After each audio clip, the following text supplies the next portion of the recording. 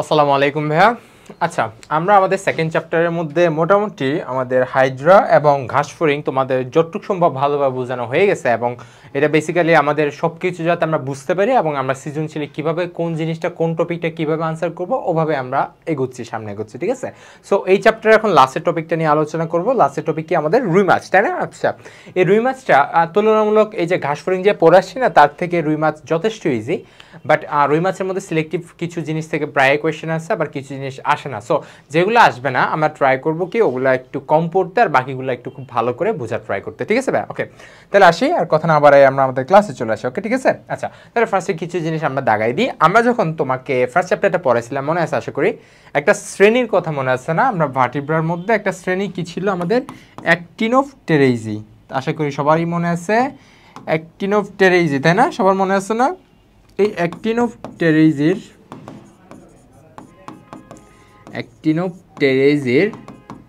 যেসব মাছ, ওই সব মাছের বৈশিষ্ট্যগুলো কি তোমার মনে আছে? যেমন অ্যাক্টিনোপটেরেইজির আমাদের পৃথিবীতে যত মাছ আছে তার প্রায় 96% হচ্ছে কি এই শ্রেণীর অন্তর্গত, তাই না? আচ্ছা, সো এই অ্যাক্টিনোপটেরেইজির যেসব মাছগুলো আছে তাদের কিছু সিলেক্টিভ বৈশিষ্ট্য আছে, যেমন তাদের আইস কি ছিল, সাইক্লয়েড বা টিনোয়েড ছিল, এবং তাদের লেজ ছিল হোমোসার্কাল, এবং এরকম করে কিছু কিছু জিনিস তো আমরা পড়ে আসি, তাই না? তারা অস্থিময় মাছ ছিল, মানে তাদের কাঁটা থাকবে, তাই না?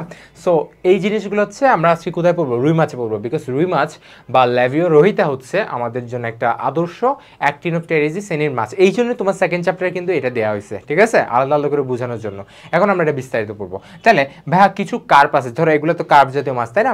সো বাজারে কিন্তু আমরা অনেক রকম কার্প দেখে আসতেছি। কিছু আছে মেজর কার্প, যেগুলো বড় সাইজে, সব কিছু বড়, তাদের আমাদের খাদ্যাভ্যাসে তাদের ভূমিকা অনেক বেশি, দ্যাটস ওয়াই তাদের কি নাম করা হয়েছে মেজর কার্প। আর আবার কিছু আছে যেগুলো হচ্ছে আমাদের মাইনর কার্প, যারা হচ্ছে দ্রুত বাড়ে না, কিংবা তাদের আয়ুষ্কাল কম, অথবা হচ্ছে তারা বাণিজ্যিকভাবে কম গুরুত্বপূর্ণ, এই জন্য তাদেরকে কি বলা হচ্ছে? মাইনর কার্প বলা হচ্ছে। তাহলে মেজর কার্পের মধ্যে আমাদের কি কি আছে? মেজর কার্পের মধ্যে আমরা মেইন তিনটা পড়বো, সেটা হচ্ছে রুই, কাতলা, মৃগেল। এক কথায় বলতে গেলে আর কি, রুই আছে, কাতলা আছে, আর কি মৃগেল। এই তিনটা নাম মুখস্থ রাখো, ঠিক আছে? রুই, কাতলা, মৃগেল এখানে দেওয়া আছে। ওকে, আচ্ছা, তাহলে এখন হচ্ছে রুই মাছের নর্মাল একটা স্বাভাবিক একটা দ্রুত বর্ধনশীল মাছ, যেটা হচ্ছে 700 থেকে 800 গ্রাম ওজন বিশিষ্ট হয়। কিন্তু হালদা নদীর যেসব মাছ সেগুলো কত পর্যন্ত হতে পারে? 2 থেকে 2.5 কেজি হতে পারে। এটা হচ্ছে আমাদের এমসিকিউতে কয়েকবার আসছে, সো এটা জানতে হবে, ঠিক আছে? এটা একদম সিলি, বাট জানতে হবে। আর একটা জিনিস যেটা জানতে হবে, যেটা অনেকবার মেডিকেল আসছে, রুই মাছ কত ডিগ্রি বেশি তাপমাত্রায় বাঁচতে পারে না, অনেকবার আসছে, সেটা হচ্ছে 14 ডিগ্রি সেলসিয়াস। কত ভাইয়া? 14 ডিগ্রি সেলসিয়াস। সো এটা জীবনে বলা যাবে না, ঠিক আছে? এটা অনেকবার আসছে, এটা 3-4 বার আসছে হয়তো বা, সো এটা বলা যাবে না। আচ্ছা, আসে এবার প্রত্যেকটা চ্যাপ্টার পড়ার সময়, প্রত্যেকটা টপিক পড়ার সময় আমরা আগে ফার্স্টে কী করছি? শ্রেণীতাত্ত্বিক অবস্থানটা প্রত্যেকবার আলোচনা করছি, ঠিক আছে? সো এখানেও ঠিক সেম, আমার শ্রেণীতাত্ত্বিক অবস্থানটা কিন্তু আলোচনা করা লাগবে। আসো, তাহলে ফার্স্টে কী ছিল? এটা কর্ডাটা, আমরা এগুলো জানি, তাই না? কর্ডাটা, তারপর ইয়া কী ছিল? এদের সাবফাইলাম কি, ভার্টিব্রাটা, তারপর কি আছে এই যে ক্লাস কি, অ্যাক্টিনোপটেরেইজি। একটুক তো আমরা জানি অ্যাক্টিনোপটেরেইজি কেন ছিল, কারণ তারা কি মাছ ছিল? তারা রশ্মিময় পাখনাযুক্ত মাছ, তাই না? এটা একটা সবচেয়ে গুরুত্বপূর্ণ বৈশিষ্ট্য, এবং এর ভিত্তিতেই তাকে আমরা কি বলছিলাম? অ্যাক্টিনোপটেরেইজি বলছিলাম, তাই না? রশ্মিময় পাখনা বিশিষ্ট মাছ। আচ্ছা, তারপর অর্ডার কি হবে? সিপ্রেনি, এইরকম মাথা রাখবা, সিপ্রেনিফর্মাস, সিপ্রেনিডাই, তারপর ল্যাভিও, তারপর কি ল্যাভিও রোহিতা, একদম সিম্পল, ঠিক আছে? সিপ্রেনিফর্মাস টর্মাস এগুলো হচ্ছে ওদের ভোমার, দাঁতবিহীন, এইসব বিভিন্ন বৈশিষ্ট্য নিয়ে করাইছে। তুমি জাস্ট ভাই মুখস্থ করে ফেলো, ঠিক আছে? মাথায় রাখবা এই যে ইন্টার লাইফে যে তুমি পড়াশোনা করতেছো, এই পড়াশোনাটা শুধুমাত্র তোমার ইন্টার লাইফের জন্য না। মানে ধরো আমরা এসএসসি পড়ছি, এসএসসিতে আমার উদ্দেশ্য কী ছিল? আমার উদ্দেশ্য ছিল যাতে আমি গোল্ডেন এ প্লাস পাই এবং একটা আমি ভালো কলেজে যাতে চান্স পাই, এটাই হচ্ছে আমার উদ্দেশ্য ছিল। বাট ইন্টার লাইফে তোমাদের এ প্লাস পাওয়া ছাড়াও এই যে বেসিক গেইন করা, কিংবা কী জিনিস আমি পড়বো, কী জিনিস মুখস্থ করবো, কী জিনিস আমি এখন থেকে প্রিপারেশন নিব, যেটা আমার পরবর্তীতে এডমিশন লাইফে গিয়ে অনেক হেল্প করবে, এটা বিস্তর একটা মানে ভূমিকা রাখে এক কথা বলতে গেলে, ঠিক আছে? সো তোমার এখন থেকেই তোমার বুঝতে হবে অ্যাকচুয়ালি আমি কী পড়বো, কী জিনিস আমি একটু কম পড়বো। অনেকে দেখা যায় যেমন এই জিনিসগুলো, এগুলো আমরা 90% স্টুডেন্টই কিন্তু স্কিপ করি, বাট অ্যাটলিস্ট সেকেন্ড চ্যাপ্টারে যে তোমার এই যে তোমার শ্রেণীতাত্ত্বিক অবস্থানটা কোনোটা বাদ দিবা না, বিকজ এটা ডিউ কয়ের মধ্যে রিটেনে প্রায় আসছে, অনেকবার আসছে, ঠিক আছে? এই যতবার হয়েছে, এই গতবার, মানে বৈজ্ঞানিক নামগুলো রিলেটেড পড়াশোনা তোমার দিবেই, ঠিক আছে? সো বাদ দিবা না। ওকে, আসার কথা না বারে পড়াশোনায় আসি। তাহলে এদের খাবার, রুই মাছের খাবার একদম সিম্পলি যদি বলি, তারা কি গ্রহণ করে? তারা হচ্ছে আঙ্গুলিপনা দশায় প্রধানত কি গ্রহণ করবে? প্রাণী প্লাঙ্কটন, করলেও ডেসমিট, ফাইটোপ্লাজেলেট, শৈবাল রেণু প্রভৃতিও গ্রহণ করে। এবং যারা তোমার অ্যাডাল্ট মাছ হয়ে যায়, তরুণ এবং পূর্ণবয়স্ক, তারা প্রধানত কি থাকে, শাকাশি থাকে। শাকাশি মানে কি, তারা মেইনলি ফাইটোপ্লাঙ্কটন গ্রহণ করে, ঠিক আছে। ফাইটোপ্লাঙ্কটন মানে তো আমরা জানি। আচ্ছা, তারপর জুপ্লাঙ্কটন, এগুলো আর কি, ঠিক আছে। আচ্ছা, তাহলে এখান থেকে এগুলো দাগায় রাখো, ডেসমিডস, ফাইটোপ্লাজেলেট, শৈবাল রেণু, এই তিনটা তোমরা দাগায় রাখো, এগুলো এমসিকিউতে আসবে। আচ্ছা, তারপর এদের হচ্ছে আরও কিছু বৈশিষ্ট্য আছে, যেমন ওই যে আমি বললাম না সিপ্রিনিডাই কেন বলা হয়েছে এদেরকে, সিপ্রিনিডাইতে কেন রাখা হয়েছে, কারণ তারা হচ্ছে নর্মালি এদের কি থাকে, দাঁত থাকে না, বরঞ্চ দাঁতের বদলে কি থাকে, একটা চঞ্চু থাকে। কি চঞ্চু বললাম না, চঞ্চু তো পাখির থাকে, তাদের হচ্ছে ঝালরযুক্ত কর্তন আল থাকে, ঠিক আছে। কর্তন আল থাকে, যেগুলো দিয়ে তারা হচ্ছে একদম মাটি থেকে তোমার হচ্ছে ঘুটে ঘুটে খেতে পারে, ঠিক আছে। ধরো ফিল্টার করে করে খেতে পারে, যেটা লাগবে জাস্ট আমার জাস্ট হচ্ছে কি, ওই যে তোমার ফাইটোপ্লাঙ্কটন লাগতেছে, আমি জাস্ট ফাইটোপ্লাঙ্কটনগুলো গ্রহণ করবো, বাকিগুলো আস্তে আস্তে কি বের হয়ে যাবে, ছাঁকনি হয়ে বের হয়ে যাবে। এটা হচ্ছে কর্তন আলের বৈশিষ্ট্য, ঠিক আছে। সো এই যে তোমার এই টাইপের ওদের কি থাকে, মানে কর্তন আল, তারপর ফুলকার একার থাকে, বুঝতে পারছো, যাতে উল্টাপাল্টা জিনিস না ঢুকে, জাস্ট আমি যেটা চাচ্ছি ওইটাই যাতে ঢুকে। সো এগুলো হচ্ছে তাদের বৈশিষ্ট্য, এবং এটা কিন্তু তোমাকে অলরেডি বলে ফেলছি, 14 ডিগ্রি সেলসিয়াসের নিচে তারা কি বাঁচতে পারে না। এবং প্লাঙ্কটনকে আশা করি আমরা সবাই জানি যে পানিতে মুক্তভাবে ভাসমানকারী যেসব তোমার কি স্রোতের অনুকূলে ভেসে বেড়ানো যেসব ক্ষুদ্র অণুজীব, তাদেরকে আমরা কি বলি, প্লাঙ্কটন বলি। এটা এদের আমাদের প্রাণী প্লাঙ্কটন হইতে পারে, কিংবা আমাদের ফাইটোপ্লাঙ্কটন বা উদ্ভিদ প্লাঙ্কটন হইতে পারে, যে কোনো একটা হইতে পারে, ঠিক আছে। আচ্ছা, তোমার হচ্ছে উদাহরণটা একটু মনে রাখার ট্রাই করবে। ধরো ফাইটোপ্লাঙ্কটন যেটা অথবা উদ্ভিদ প্লাঙ্কটন যেটা, সেটা হচ্ছে নর্মালি শৈবালগুলা, ঠিক আছে। যত রকম দেখবা ওই যে সবুজ শ্যাওলা টেওলা দেখো না পানির উপরে, ওগুলো হচ্ছে এক এক প্রকার শৈবাল আর কি। এগুলো ধরো ক্লোরেলা শৈবাল আছে, নেভিকুলার একটা নাম তো আমরা সবাই জানি, তাই না। নেভিকুলার একটা নাম হচ্ছে, এটা অবশ্য তোমরা চিনবা না, তোমরা যেটা চিনবে সেটা হচ্ছে ডায়াটম, তাই না। ডায়াটম তোমরা এসএসসিতে পড়ে আসছো, নেভিকুলার ডায়াটমি। আচ্ছা, আর প্রাণী প্লাঙ্কটন কি কি আছে, প্যারামেসিয়াম আছে, ড্যাফনিয়া আছে। আচ্ছা ভাই, এই যে ড্যাফনিয়া নামটা ভাইয়া মনে আছে, কোথায় পড়ছিলা? ড্যাফনিয়াটা হচ্ছে আমরা হাইড্রাতে পড়ছিলাম। হাইড্রার কি ছিল, সাইক্লোপস ছিল, একটা কি ছিল, ড্যাফনিয়া। এগুলো কি, এগুলো হচ্ছে নর্মালি প্রাণী প্লাঙ্কটন, মানে ক্রাস্টাসীয় সন্ধিপদ ছিল, যেগুলো হচ্ছে হাইড্রার প্রধান খাদ্য ছিল। আচ্ছা, আশা করি পারবা। আসি, এখন হচ্ছে আমরা রুই মাছের বাহ্যিক গঠন দিয়ে শুরু করব। প্রত্যেকটা টপিক পড়ার সময় আমরা আগে বাহ্যিক গঠন দিয়ে জিনিসটা শুরু করি। রুই মাছেরটা অত বেশি গুরুত্বপূর্ণ না বাকিগুলোর তুলনায়, জাস্ট তোমার যেটা লাগবে সেটা হচ্ছে, যেহেতু আমাদের রুই মাছ প্র্যাকটিক্যালও আছে, সো আমাদের রুই মাছটা এই জিনিসগুলো জাস্ট আমরা সৃজনশীলের জন্য না, বরঞ্চ প্র্যাকটিক্যালটা কভার করতে পারি মতো পড়ে ফেলে এখন থেকে, ঠিক আছে। সো গঠনটা যদি আমি দেখি, এদের গঠনটা আমি নর্মালি যদি বলি, তিনটা খণ্ডে দেহটা বিভক্ত, যেমন একটা মাথা আছে, পুরো একটা দেহখণ্ড দেখতেছে, এবং একটা বড় সড়ো একটা লেজ দেখতেছে, তাই না। আচ্ছা, এখানে কিছু বৈশিষ্ট্য আছে, যেমন ধরো এখানে একটা তোমরা লাইন দেখতেছো না ভাইয়া, এই যে একটা লাইন দেখতেছো, তাই না। আচ্ছা, এটা হচ্ছে একটা, এই লাইনটা একটা আলাদা নাম আছে, কি নাম, stream lined fish. Stream lined fish, stream মানে তো আমরা সবাই জানি এটা হচ্ছে স্রোত মিন করে, ঠিক আছে। সো স্ট্রিম লাইন্ড ফিশ মানে যাতে আমরা পানিতে চলাচলের সময় রুই মাছের দেহের শেপটা এমনভাবে খোদা বিল্ড করে দিছেন, যাতে হচ্ছে তোমার এটা পানিতে চলতে কোনো বাধাপ্রাপ্ত না হয়, এবং এই জিনিসটা, এই বৈশিষ্ট্যকে আমরা কি বলবো, স্ট্রিম লাইন বলবো, ঠিক আছে। আচ্ছা, এটা তো পারবা, তাই না, একটু লিখলে তুমি নাম্বার পেয়ে যাবে, 1 পেয়ে যাবে, ঠিক আছে। আচ্ছা, এবং এদের দেহে বিভিন্ন জিনিসগুলো আমরা আশা করি একটু পরেই পড়বো। যেমন আমরা যদি দেখি, এখানে আমরা রুই মাছের মুখ দেখতেছি, নর্মালি বলতেছি আর কি, এখানে চোখ দেখতেছি, এখানে তাদের নস্ট্রিল আছে, এবং পিছনে ঠিক তাদের এখানে কি কানকো দেখতেছি, এবং তাদের কি আছে, বিভিন্ন রকম পাখনা আছে। পাখনাগুলোর সংখ্যাগুলো মুখস্থ করতে হবে এমসিকিউর জন্য, ঠিক আছে। অনেকে একটু কঠিন মনে হতে পারে, একবারে মুখস্থ করতে হচ্ছে না আমার, 3-4 বার আমি জিনিসগুলো ইজিলি মুখস্থ করে ফেলবো। তাহলে দেখো, পাখনা আবার জোর পাখনা আছে, বিজোর পাখনা আছে। সাপোজ একটু উদাহরণ দিই, এই যেখানে যেটা আছে এটা হচ্ছে কি, যেহেতু বক্ষের সাইডে, সো এটা কি বক্ষ পাখনা। সো বক্ষ পাখনা তো আমরা সবাই জানি, আমরা তো সবাই মাছ তো দেখছি, তাই না। সো বক্ষ পাখনা কিন্তু এখানে একটা আছে, ঠিক তার অপোজিটে এখানে একটা আছে, তার মানে কি এক জোড়া বক্ষ পাখনা আছে।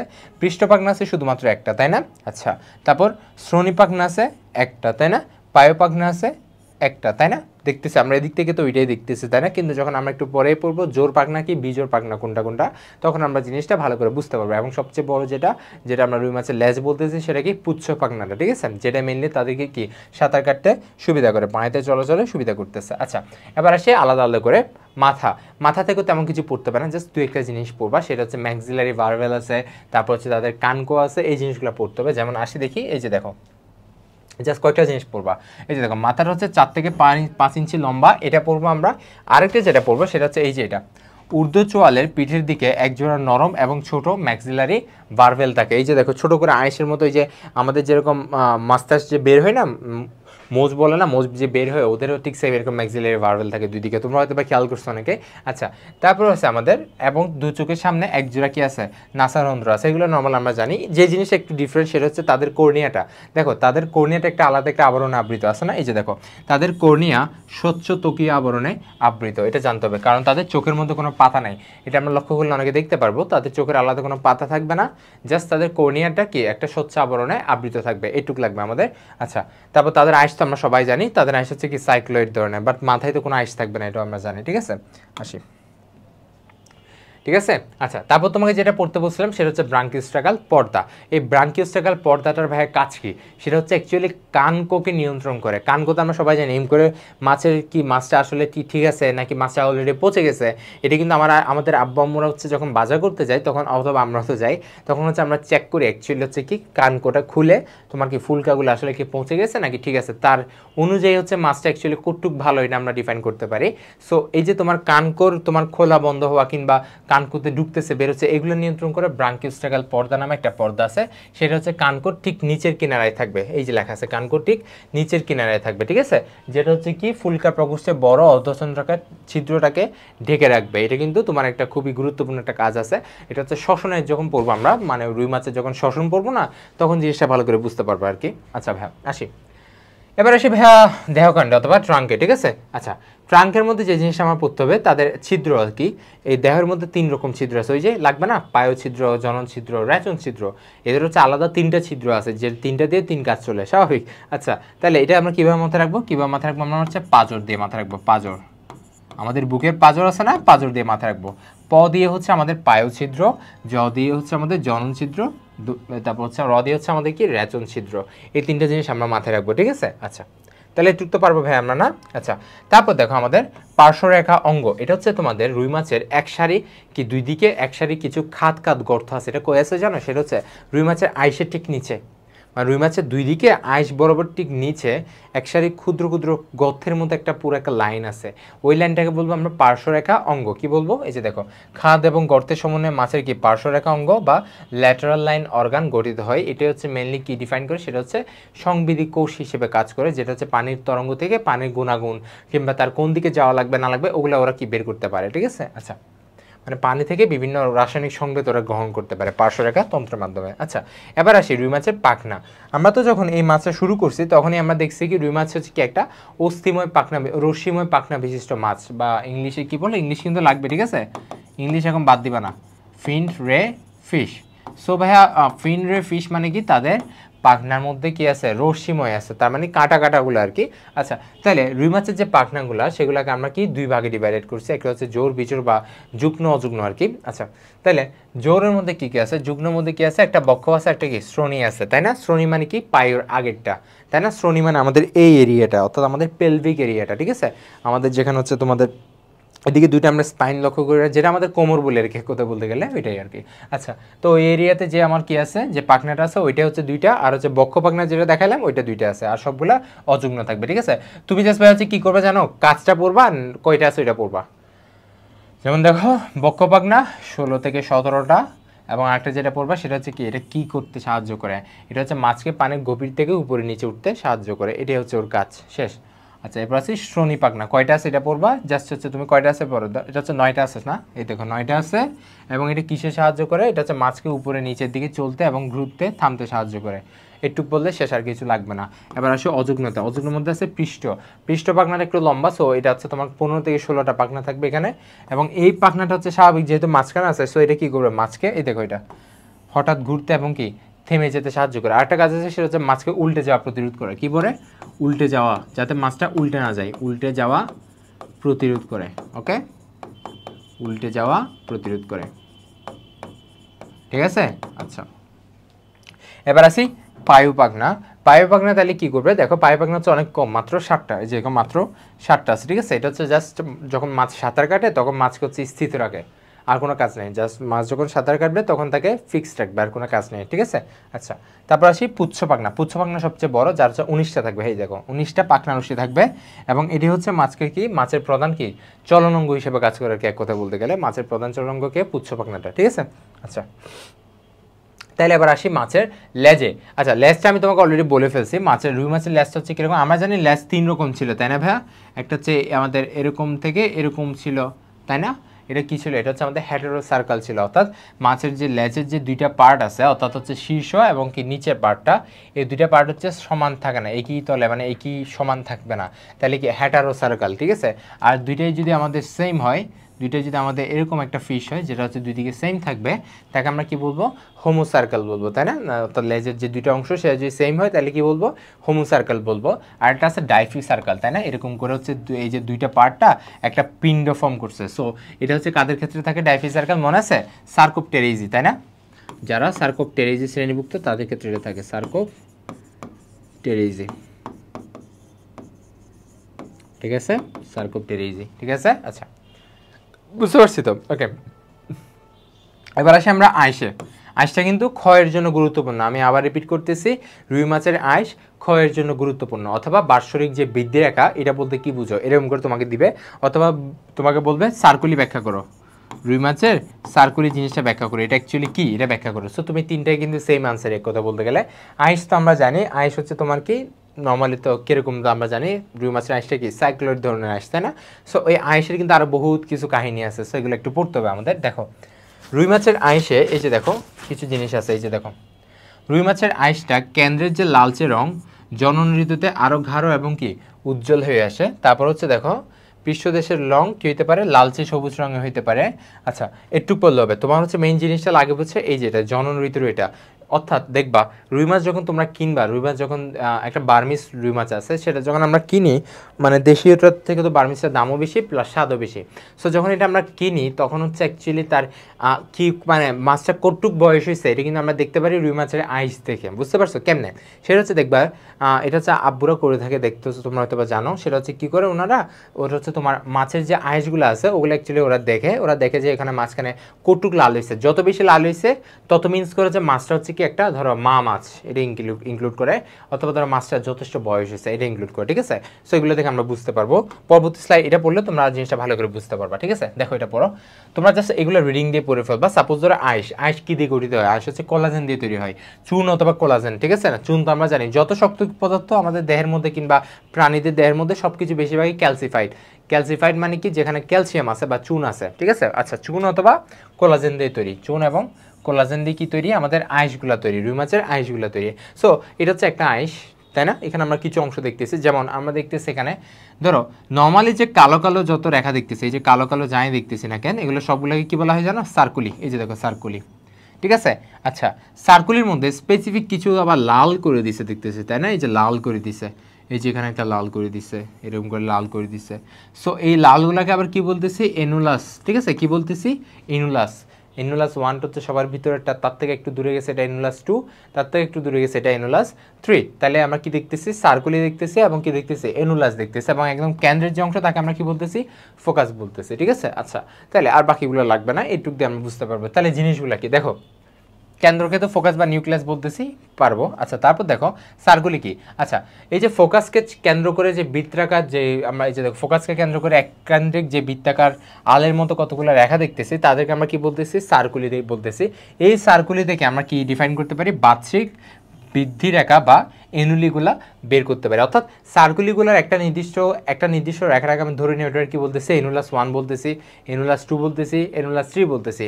এবং এগুলো হচ্ছে কি নির্দেশ করতেছে? মাছটা কতটুক বড় হচ্ছে। ধরো মাছ যত বড় হবে না তত তার আইসগুলো কিন্তু আস্তে আস্তে আস্তে আস্তে এক্সপান্ড করবে। এই যে আইসের যে তোমার রেখাগুলো ওগুলো তত এক্সপান্ড করবে। এক্সপান্ড করার কারণে কী হবে? তোমার ওগুলোকে আমি একটা একটা দিয়ে ডিফাইন করছি। ধরো এনুলাস 1 তার আমি ধরে নিলাম মাছটা কত, মাছটা ধরো তখন 4 মাস, এনুলাস 2 তখন 6 মাস, এবং এনুলাস 3 তখন মাছটা 9 থেকে 10 মাস হয়ে গেছে। বুঝতে পারছো? এরকম করে জিনিসটা বুঝতে পারবো। সো আমরা বলতে পারি এই সার্কুলিকে কি বলা হচ্ছে? বাৎসরিক বৃদ্ধি রেখার একক বলতেছি আমরা, ঠিক আছে? আচ্ছা, এটুক তো পারবো, তাই না?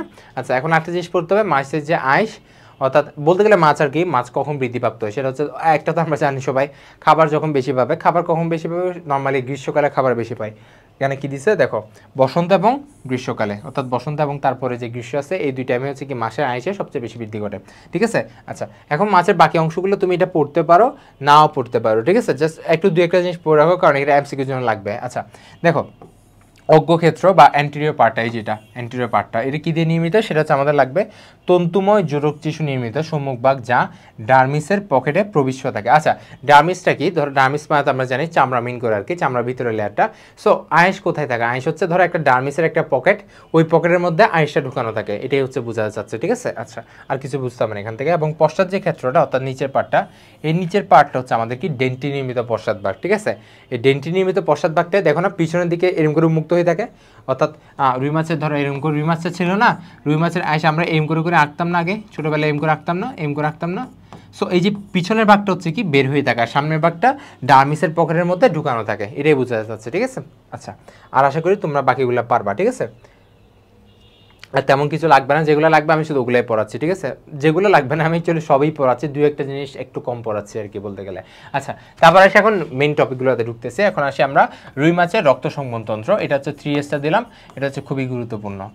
কারণ কি? কারণ হচ্ছে তোমার কয়েকটা কোয়েশ্চেন আসে, খতে অনেক বেশি আসে, শিরা হৃৎপিণ্ড বলতে কি বুঝো, কিংবা রুই মাছের হৃৎপিণ্ড ব্যাখ্যা করো, রুই মাছের হৃৎপিণ্ড হচ্ছে কার্বন ডাইঅক্সাইড যুক্ত হৃৎপিণ্ড, এটা ব্যাখ্যা করো, ঠিক আছে? এরকম কিছু পড়াশোনা আসবে। সো এটা মানে কি বুঝতেছে, মানে আমরা কার্বন ডাইঅক্সাইড যুক্ত বা শিরা হৃৎপিণ্ড মানে বুঝতেছি এখানে কোনো রুই মাছের হৃৎপিণ্ডের মধ্যে কোনো অক্সিজেনের অস্তিত্ব নাই, তাই না? যাই আছে সবই কার্বন ডাইঅক্সাইড, কোনো অক্সিজেনের অস্তিত্ব পাবো না। আচ্ছা, এটা মানে কি? ধরো এক বর্তনী বা এক চক্রী, একটা আছে কি দ্বিচক্রী, তাই না? আচ্ছা, তাহলে এক চক্রী মানে কি? দেখো যে সংবহনে, দেখো এক চক্রী আর দ্বিচক্রী জিনিসটা কি? ধরো মানুষের হৃৎপিণ্ড চিন্তা করো, মানুষের কয়টা প্রকোষ্ঠ আছে? 4টা প্রকোষ্ঠ আছে। সাপোজ এরকম করে, এটা হচ্ছে কি আমি মানুষের হৃৎপিণ্ডটা আঁকার ট্রাই করছি, সাপোজ এটা হচ্ছে মানুষের হৃৎপিণ্ড, সাপোজ, ঠিক আছে? আচ্ছা, তাহলে এখানে ধরো এটা আমাদের কি? এটা আমাদের হচ্ছে রাইট অ্যাট্রিয়াম, এটা হচ্ছে রাইট ভেন্ট্রিকল, ঠিক আছে? রাইট অ্যাট্রিয়াম, এটা হচ্ছে রাইট ভেন্ট্রিকল, এটা হচ্ছে লেফট অ্যাট্রিয়াম, এটা হচ্ছে লেফট ভেন্ট্রিকল। আমরা তো সবাই জানি ভাইয়া লেফট অ্যাট্রিয়ামে যেটা আসতেছে সেটা হচ্ছে অক্সিজেনযুক্ত রক্ত, তাই না? আর রাইট অ্যাট্রিয়ামে যেটা আসছে সেটা কি? কার্বন ডাইঅক্সাইড যুক্ত রক্ত। অর্থাৎ একটা হৃৎপিণ্ডের মধ্যে আমরা দেখতেছি দুই সেগমেন্টে দুই রকম রক্ত আছে, তাই না? এদিকে হচ্ছে কার্বন ডাইঅক্সাইড যুক্ত রক্ত বা শিরা রক্ত, আর এদিকে হচ্ছে তোমার ধমনী রক্ত কিংবা অক্সিজেন যুক্ত রক্ত, তাই না? আচ্ছা, সো এই যে তোমার দুই রকম রক্ত আছে সেটাকে আমরা বলবো দ্বিচক্রী, তাই না? ওরা কিন্তু দুইটা চক্র ফলো করতেছে। যেমন কার্বন ডাইঅক্সাইড যেটা আছে এটা কিন্তু এখান থেকে বের হয়ে কই চলে যাবে? ফুসফুসে চলে যাবে, তাই না? এবং অক্সিজেনটা এদিক দিয়ে বের হয়ে কি করবে? এরকম করে সারা দেহে চলে যাবে। সো এটা আলাদা একটা দুইটা চক্র ফলো করতেছে না? সো এটাকে আমরা কি বলবো? দ্বিচক্রী রক্ত সংবহন। আর এক চক্রী মানে কি? নয়তো কার্বন ডাইঅক্সাইড নয়তো অক্সিজেন, যে কোনো একটা, ঠিক আছে? নয়তো কার্বন ডাইঅক্সাইড নয়তো অক্সিজেন, যে কোনো একটা হৃৎপিণ্ডের মধ্য দিয়ে প্রবাহিত করবে, একমুখী, তাকে আমরা কি বলবো? এক চক্রী, ঠিক আছে? এটা তো বুঝতে পারতেছি, বা এক বর্তনী।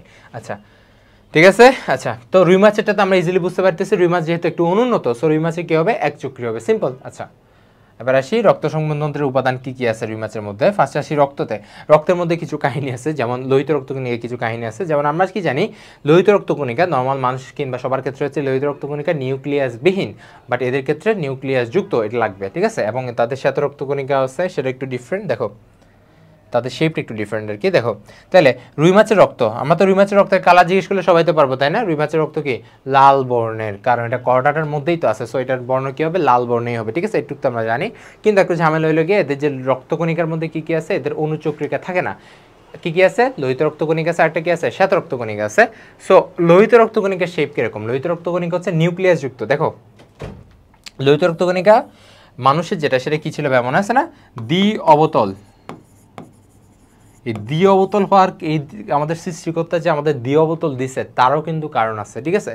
দ্বি অবতল যে দিছে তারও কারণ আছে, সো এটা আমি এখন বলতেছি না, এটা তো আমরা জানি। দ্বি অবতল যেহেতু দিছে, সো সারফেসটা অনেক বেশি পায়, ঠিক আছে? ক্ষেত্রফল অনেক বেশি পায়, যাতে কার্বন ডাইঅক্সাইড অথবা অক্সিজেন আর কি, হিমোগ্লোবিন যে গ্রহণ করবে, অক্সিজেন যাতে বেশি বাইন্ড করতে পারে। সো রুই মাছের ক্ষেত্রে তেমন লাগতেছে না। সো রুই মাছেরটা কি থাকবে? ডিম্বাকার থাকবে, এবং কি থাকবে? নিউক্লিয়াস যুক্ত, এবং যেহেতু লাল দেখতেছে তার মানে কি? হিমোগ্লোবিনটা আছেই। আচ্ছা, এবং শ্বেত রক্তকণিকায় এমিভয়েড শেপ। কি শেপ? এমিভয়েড শেপ। এমিভয়েড শেপ তো আমরা সবাই জানি, তাই না? এমিবা আমরা এসএসসিতে পড়ছি না, কাইন্ড অফ এরকম ছিল আর কি, তাই না? এইরকম ছিল এমিভয়েড। এটা হচ্ছে অনেকটা এমিবার মতো, এদিকে একটা নিউক্লিয়াস থাকবে, এটুকু আর কি এমিবা, ঠিক আছে? শ্বেত রক্তকণিকা দেখতে অনেকটা এরকম। আচ্ছা, ঠিক আছে? আচ্ছা আচ্ছা, এটুকু আমরা আশা করি পারবো। এখন আমরা পড়ি রুই মাছের হৃৎপিণ্ড, যেটা খুবই গুরুত্বপূর্ণ, এটা লাগবে, ঠিক আছে? আচ্ছা, রুই মাছের হৃৎপিণ্ড, এটা হচ্ছে আমাদের রুই মাছের একটা হৃৎপিণ্ড। এটা হচ্ছে একটা কি? রুই মাছের হৃৎপিণ্ড, যেটা হচ্ছে মানুষের হৃৎপিণ্ডের মতো না। এখানে আরও কিছু জিনিস আছে, এখানে দুইটা এক্সট্রা টপিক পড়বো। একটা হচ্ছে কি? সাইনাস ভ্যানোসাস, একটা কি পড়বো আমরা? ভালভাস আর্টারিওসাস। কি পড়বো? সাইনাস ভ্যানোসাস, একটা কি পড়বো? ভালভাস আর্টারিওসাস। আচ্ছা, এবার আসি আমরা জিনিসগুলো পড়ি। আচ্ছা, রুই মাছের দেখো তাহলে হৃৎপিণ্ডটা কোথায় থাকবে? স্বাভাবিক পেরিকার্ডিয়াল গহ্বরে থাকবে। আমরা এই যে পড়ছি না ঘাসফড়িং পেরিকার্ডিয়াল, পেরিভিসারাল, পেরিনিউরাল সাইনাস।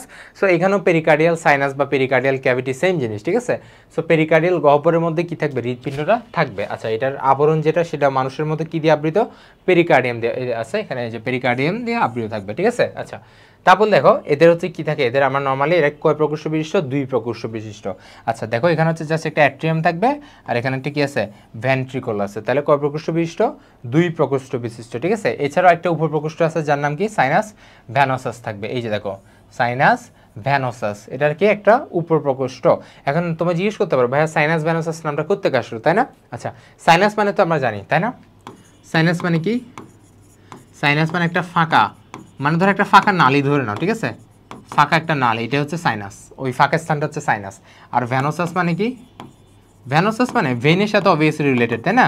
তার মানে কি ও কাইন্ড অফ শিরার সাথে রিলেটেড, অথবা ধরো কার্বন ডাইঅক্সাইড যুক্ত রক্ত পরিবহন করবে। অর্থাৎ সাইনাস ভ্যানোসাস মানে এমন একটা ফাঁকা গহ্বর যেখানে কার্বন ডাইঅক্সাইড যুক্ত ব্লাড আছে, বলতে পারতেছি, তাই না? এটা ওখান থেকে আসছে জিনিসটা, ঠিক আছে?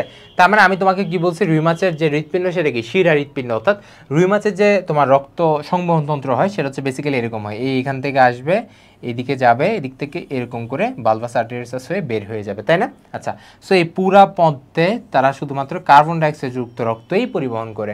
সো রক্তে যেহেতু কার্বন ডাইঅক্সাইড যুক্ত রক্তটা হৃৎপিণ্ড দিয়ে বাহিত হয়, এখানে কোনো অক্সিজেন আসতেছেই না। সো দ্যাটস ওয়াই আমরা বলতে পারি রুই মাছের হৃৎপিণ্ডটা কি?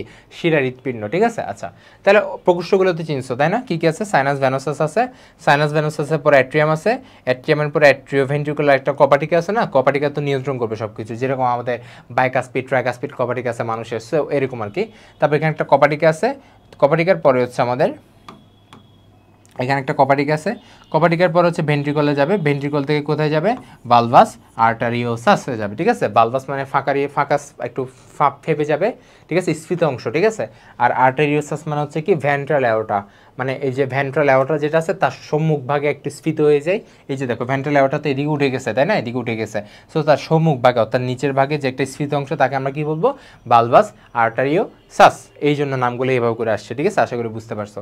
আচ্ছা, এখন হচ্ছে আমরা আসি আমাদের পরিবহন অথবা এগুলো কেমনে হচ্ছে, এটা একটু লাগবে আমাদের, ঠিক আছে? আচ্ছা আসি, তাহলে ফার্স্টে আসি সাইনাস ভ্যানোসাস।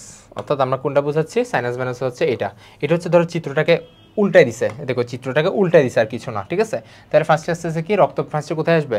সাইনাস ভ্যানোসাস আসবে, ঠিক আছে? মাথায় রাখতে হবে যেহেতু তোমার রক্ত সাইনাস ভ্যানোসাস আসতেছে, অর্থাৎ রক্তটা কি? কার্বন ডাইঅক্সাইড যুক্ত রক্ত। দ্যাট মিনস এটা শিরা রক্ত সিস্টেম, অর্থাৎ শিরা সিস্টেম দিয়ে রক্তটা এখানে আসলো, তাই না? এটা আমাদের বুঝতে হবে, হৃৎপিণ্ড থেকে কই যাবে সেটা আমাদের বুঝতে হবে। আচ্ছা আসি, বুঝাই, সমস্যা নেই। আচ্ছা, তাহলে ফার্স্টে আসি সাইনাস ভ্যানোসাস, এটা নিয়ে পড়তেছে। এটা কি? এটা হচ্ছে একটা পাতলা প্রাচীর বিশিষ্ট একটা উপপ্রকোষ্ঠ, কি? পাতলা প্রাচীর বিশিষ্ট একটা কি? উপপ্রকোষ্ঠ। আচ্ছা, এবং এটা কি? এটা হচ্ছে তোমার দেখো, এটা একদম নর্মাল, দেহের দুপাশ থেকে আগত ডাক্টাস কুভেরি নামক দুটি বড় শিরার মিলনে সাইনাস ভ্যানোসাস সৃষ্টি হয়। আচ্ছা, এই জিনিসটা আমার পড়তে হবে। যেমন আমি যদি তোমাকে চিন্তা করি, তোমরা আশা করি পারবা। আমরা ধরো মানুষের ক্ষেত্রে যখন চিন্তা করব তখন আমরা দেখবো হচ্ছে আমাদের কি আছে? আমাদের হচ্ছে তোমার কি আছে? আমাদের superior vena CAVA, superior vena CAVA, superior vena CAVA. আরেকটা ভাই আমাদের কি আছে? আরেকটা হচ্ছে আমাদের কি আছে? Inferior vena CAVA. এটা তো আমরা জানি আশা করি, তাই না? ঊর্ধ্ব, এটা কি? ঊর্ধ্ব মহাশিরা, এটা হচ্ছে আমাদের ঊর্ধ্ব শিরা, এবং এটা কি? এটা নিম্ন মহাশিরা। সো এই ঊর্ধ্ব মহাশিরা নিম্ন মহাশিরা এই দুইটা কোথায় মুক্ত হবে? সেটা দুইটা গিয়ে কোথায় মুক্ত হবে? আমাদের রাইট অ্যাট্রিয়ামে মুক্ত হবে, তাই না? রাইট অ্যাট্রিয়ামে মুক্ত হচ্ছিল। এক্স্যাক্ট সেম ওয়েতে এগুলো কি? দুইটা কিন্তু শিরা, তাই না? দুইটা শিরা রক্ত পরিবহন করে ডান অলিন্দে নিয়ে আসে। ডান অলিন্দ থেকে ডান নিউলে যাওয়ার জন্য কপাটিকা কি আছে? ট্রাইকাসপিড কপাটিকা। ওই ট্রাইকাসপিড কপাটিকা কোথায় যাবে? আমাদের রাইট ভেন্ট্রিকলে যাবে। এবং যেহেতু এটা কার্বন ডাইঅক্সাইড যুক্ত রক্ত, সো এটা কই যেতে হবে? দেন কই যাবে? এটা লাংসে চলে যাবে, অর্থাৎ ফুসফুসে চলে যাবে। এটা হচ্ছে আমাদের টোটাল প্রসিডিউর ছিল। এবং এখানেও ঠিক সেম, এখানে হচ্ছে আমাদের ডাক্টাস কুভেরি, এটা হচ্ছে ঠিক সেম একটা জিনিস। সেটা হচ্ছে রুই মাছের ক্ষেত্রে যে শিরা তাকে আমরা ডাক্টাস কুভেরি বলবো, ঠিক আছে? মানে বৃহৎ যে দুইটা শিরা তাদেরকে আমরা ডাক্টাস কুভেরি বলবো। সো ওগুলা কি বহন করে আনবে? ওগুলো হচ্ছে কার্বন ডাইঅক্সাইড যুক্ত ব্লাড বহন করে আনবে, তাই না? সো কার্বন ডাইঅক্সাইড যুক্ত ব্লাড এদিকে তোমার দেহের সম্মুখ ভাগ থেকে একটা ডাক্টাস কুভেরি আসবে। মানে রুই মাছের দেহ এরকম না, সো সম্মুখ আর পশ্চাৎ দুই ভাগ আছে। সম্মুখ ভাগ থেকে একটা ডাক্টাস কুভেরি আসবে, পশ্চাৎ ভাগ থেকে ডাক্টাস কুভেরি আসবে। দুইটা ডাক্টাস কুভেরি কোথায় মুক্ত হবে? সাইনাস ভ্যানোসাসে গিয়ে মুক্ত হবে। কোথায়? সাইনাস ভ্যানোসাসে গিয়ে মুক্ত হবে। এটুকু তো আমরা বুঝতে পারছি, তাই না? আচ্ছা, তাহলে কি শিরা থেকে সংগৃহীত যে কার্বন ডাইঅক্সাইডযুক্ত ব্লাড এটা কই নিয়ে আসবে? অ্যাট্রিয়ামে নিয়ে আসবে। কিসের মাধ্যমে? সাইনোঅ্যাট্রিয়াল কপাটিকা ভেদ করে। সাইনোঅ্যাট্রিয়াল কপাটিকা কই আছে? এটা লাগবে, দেখো এই যে এখানে, দেখো এই যে এখানে, এই যেটা হচ্ছে সাইনাস ভেনোসাস, এটা হচ্ছে অ্যাট্রিয়াম। তাহলে এই সাইনো, এখান থেকে হচ্ছে সাইনো নামটা আসছে, আর এখান থেকে অ্যাট্রিয়াম নামটা আসছে। তাহলে সাইনো অ্যাট্রিয়াল কপাটিকা, এটা হচ্ছে কি সাইনো অ্যাট্রিয়াল কপাটিকা। বুঝতে পারছি? আচ্ছা, তাহলে রক্ত কই চলে আসছে? অ্যাট্রিয়ামে চলে আসছে। এখন অ্যাট্রিয়াম থেকে কই যাওয়া লাগবে? ভেন্ট্রিকলে যাওয়া লাগবে। মজার বিষয় হচ্ছে রুই মাছের হৃৎপিণ্ডের মধ্যে যে ভেন্ট্রিকলটা, ওই যে মানুষের যে ভেন্ট্রিকল আছে না, তোমার অ্যাট্রিয়ামের থেকে কি কত গুণ পুরু? মানে তোমার ডান ভেন্ট্রিকল থেকে বাম ভেন্ট্রিকল কত গুণ পুরু? প্রায় 3 গুণ পুরু, তাই না? এখানেও তোমরা লক্ষ্য করবা এই যেগুলো হচ্ছে চামড়ার লেয়ার। সো এই দেখছো না ভেন্ট্রিকলটা অনেক পুরু, এখানেও কিন্তু ভেন্ট্রিকলটা অনেক পুরু। কেন পুরু হওয়া লাগছে? কারণ স্পিড একটা চাপ দেওয়া লাগে। যত পেশি যত মোটা হবে তত বেশি জোরে চাপ দিতে পারবে, যত জোরে চাপ দিতে পারবে তত রক্তটা এদিকে কি স্ফুলিঙ্গ হয়ে, স্ফুলিঙ্গ না, তত মানে স্পিডে জোরে জিনিসটা চলে যেতে পারবে, মানে হৃৎপিণ্ড থেকে বের হয়ে যেতে পারবে। কি দিয়ে? বালভাস আর্টেরিওসাস হয়ে, তাই না? আচ্ছা, তাহলে জিনিসটা তো আমরা বুঝতে পারছি। আসি তাহলে এবার আসি অ্যাট্রিয়ামে। অ্যাট্রিয়াম তাহলে বুঝতে পারতেছি অ্যাট্রিয়াম, এই যে তোমার সাইনাস ভেনোসাস থেকে অ্যাট্রিয়াম আসলো। এখন সাইনাস এই যে অ্যাট্রিয়াম থেকে যে তোমার ভেন্ট্রিকলে যাবে কি দিয়ে? অ্যাট্রিওভেন্ট্রিকুলার কপাটিকা দিয়ে। এটা তো বুঝতে পারছি, তাই না? এরপর ভেন্ট্রিকলে গেল। তারপর ভেন্ট্রিকল কি আছে তোমার? ভেন্ট্রিকল হচ্ছে একটু প্রাচীরটা পুরু, এবং তোমার যে জিনিসটা একটু কনফিউজড হয়ে যায় সেটা হচ্ছে হৃৎপিণ্ডের সর্বশেষ প্রকোষ্ঠের নাম কি? হৃৎপিণ্ডের সর্বশেষ প্রকোষ্ঠের নাম কি? তুমি এখান থেকে চিত্র দেখলে দেখবা, চিত্র দেখলে এই যে দেখো এটা হচ্ছে পুরো হৃৎপিণ্ড না? সো তুমি চিত্র দেখলে দেখবা এটা একটা প্রকোষ্ঠ, এটা একটা প্রকোষ্ঠ, এটা একটা প্রকোষ্ঠ, এটা একটা প্রকোষ্ঠ, তাই না? টোটাল 4টা প্রকোষ্ঠ দেখতেছি।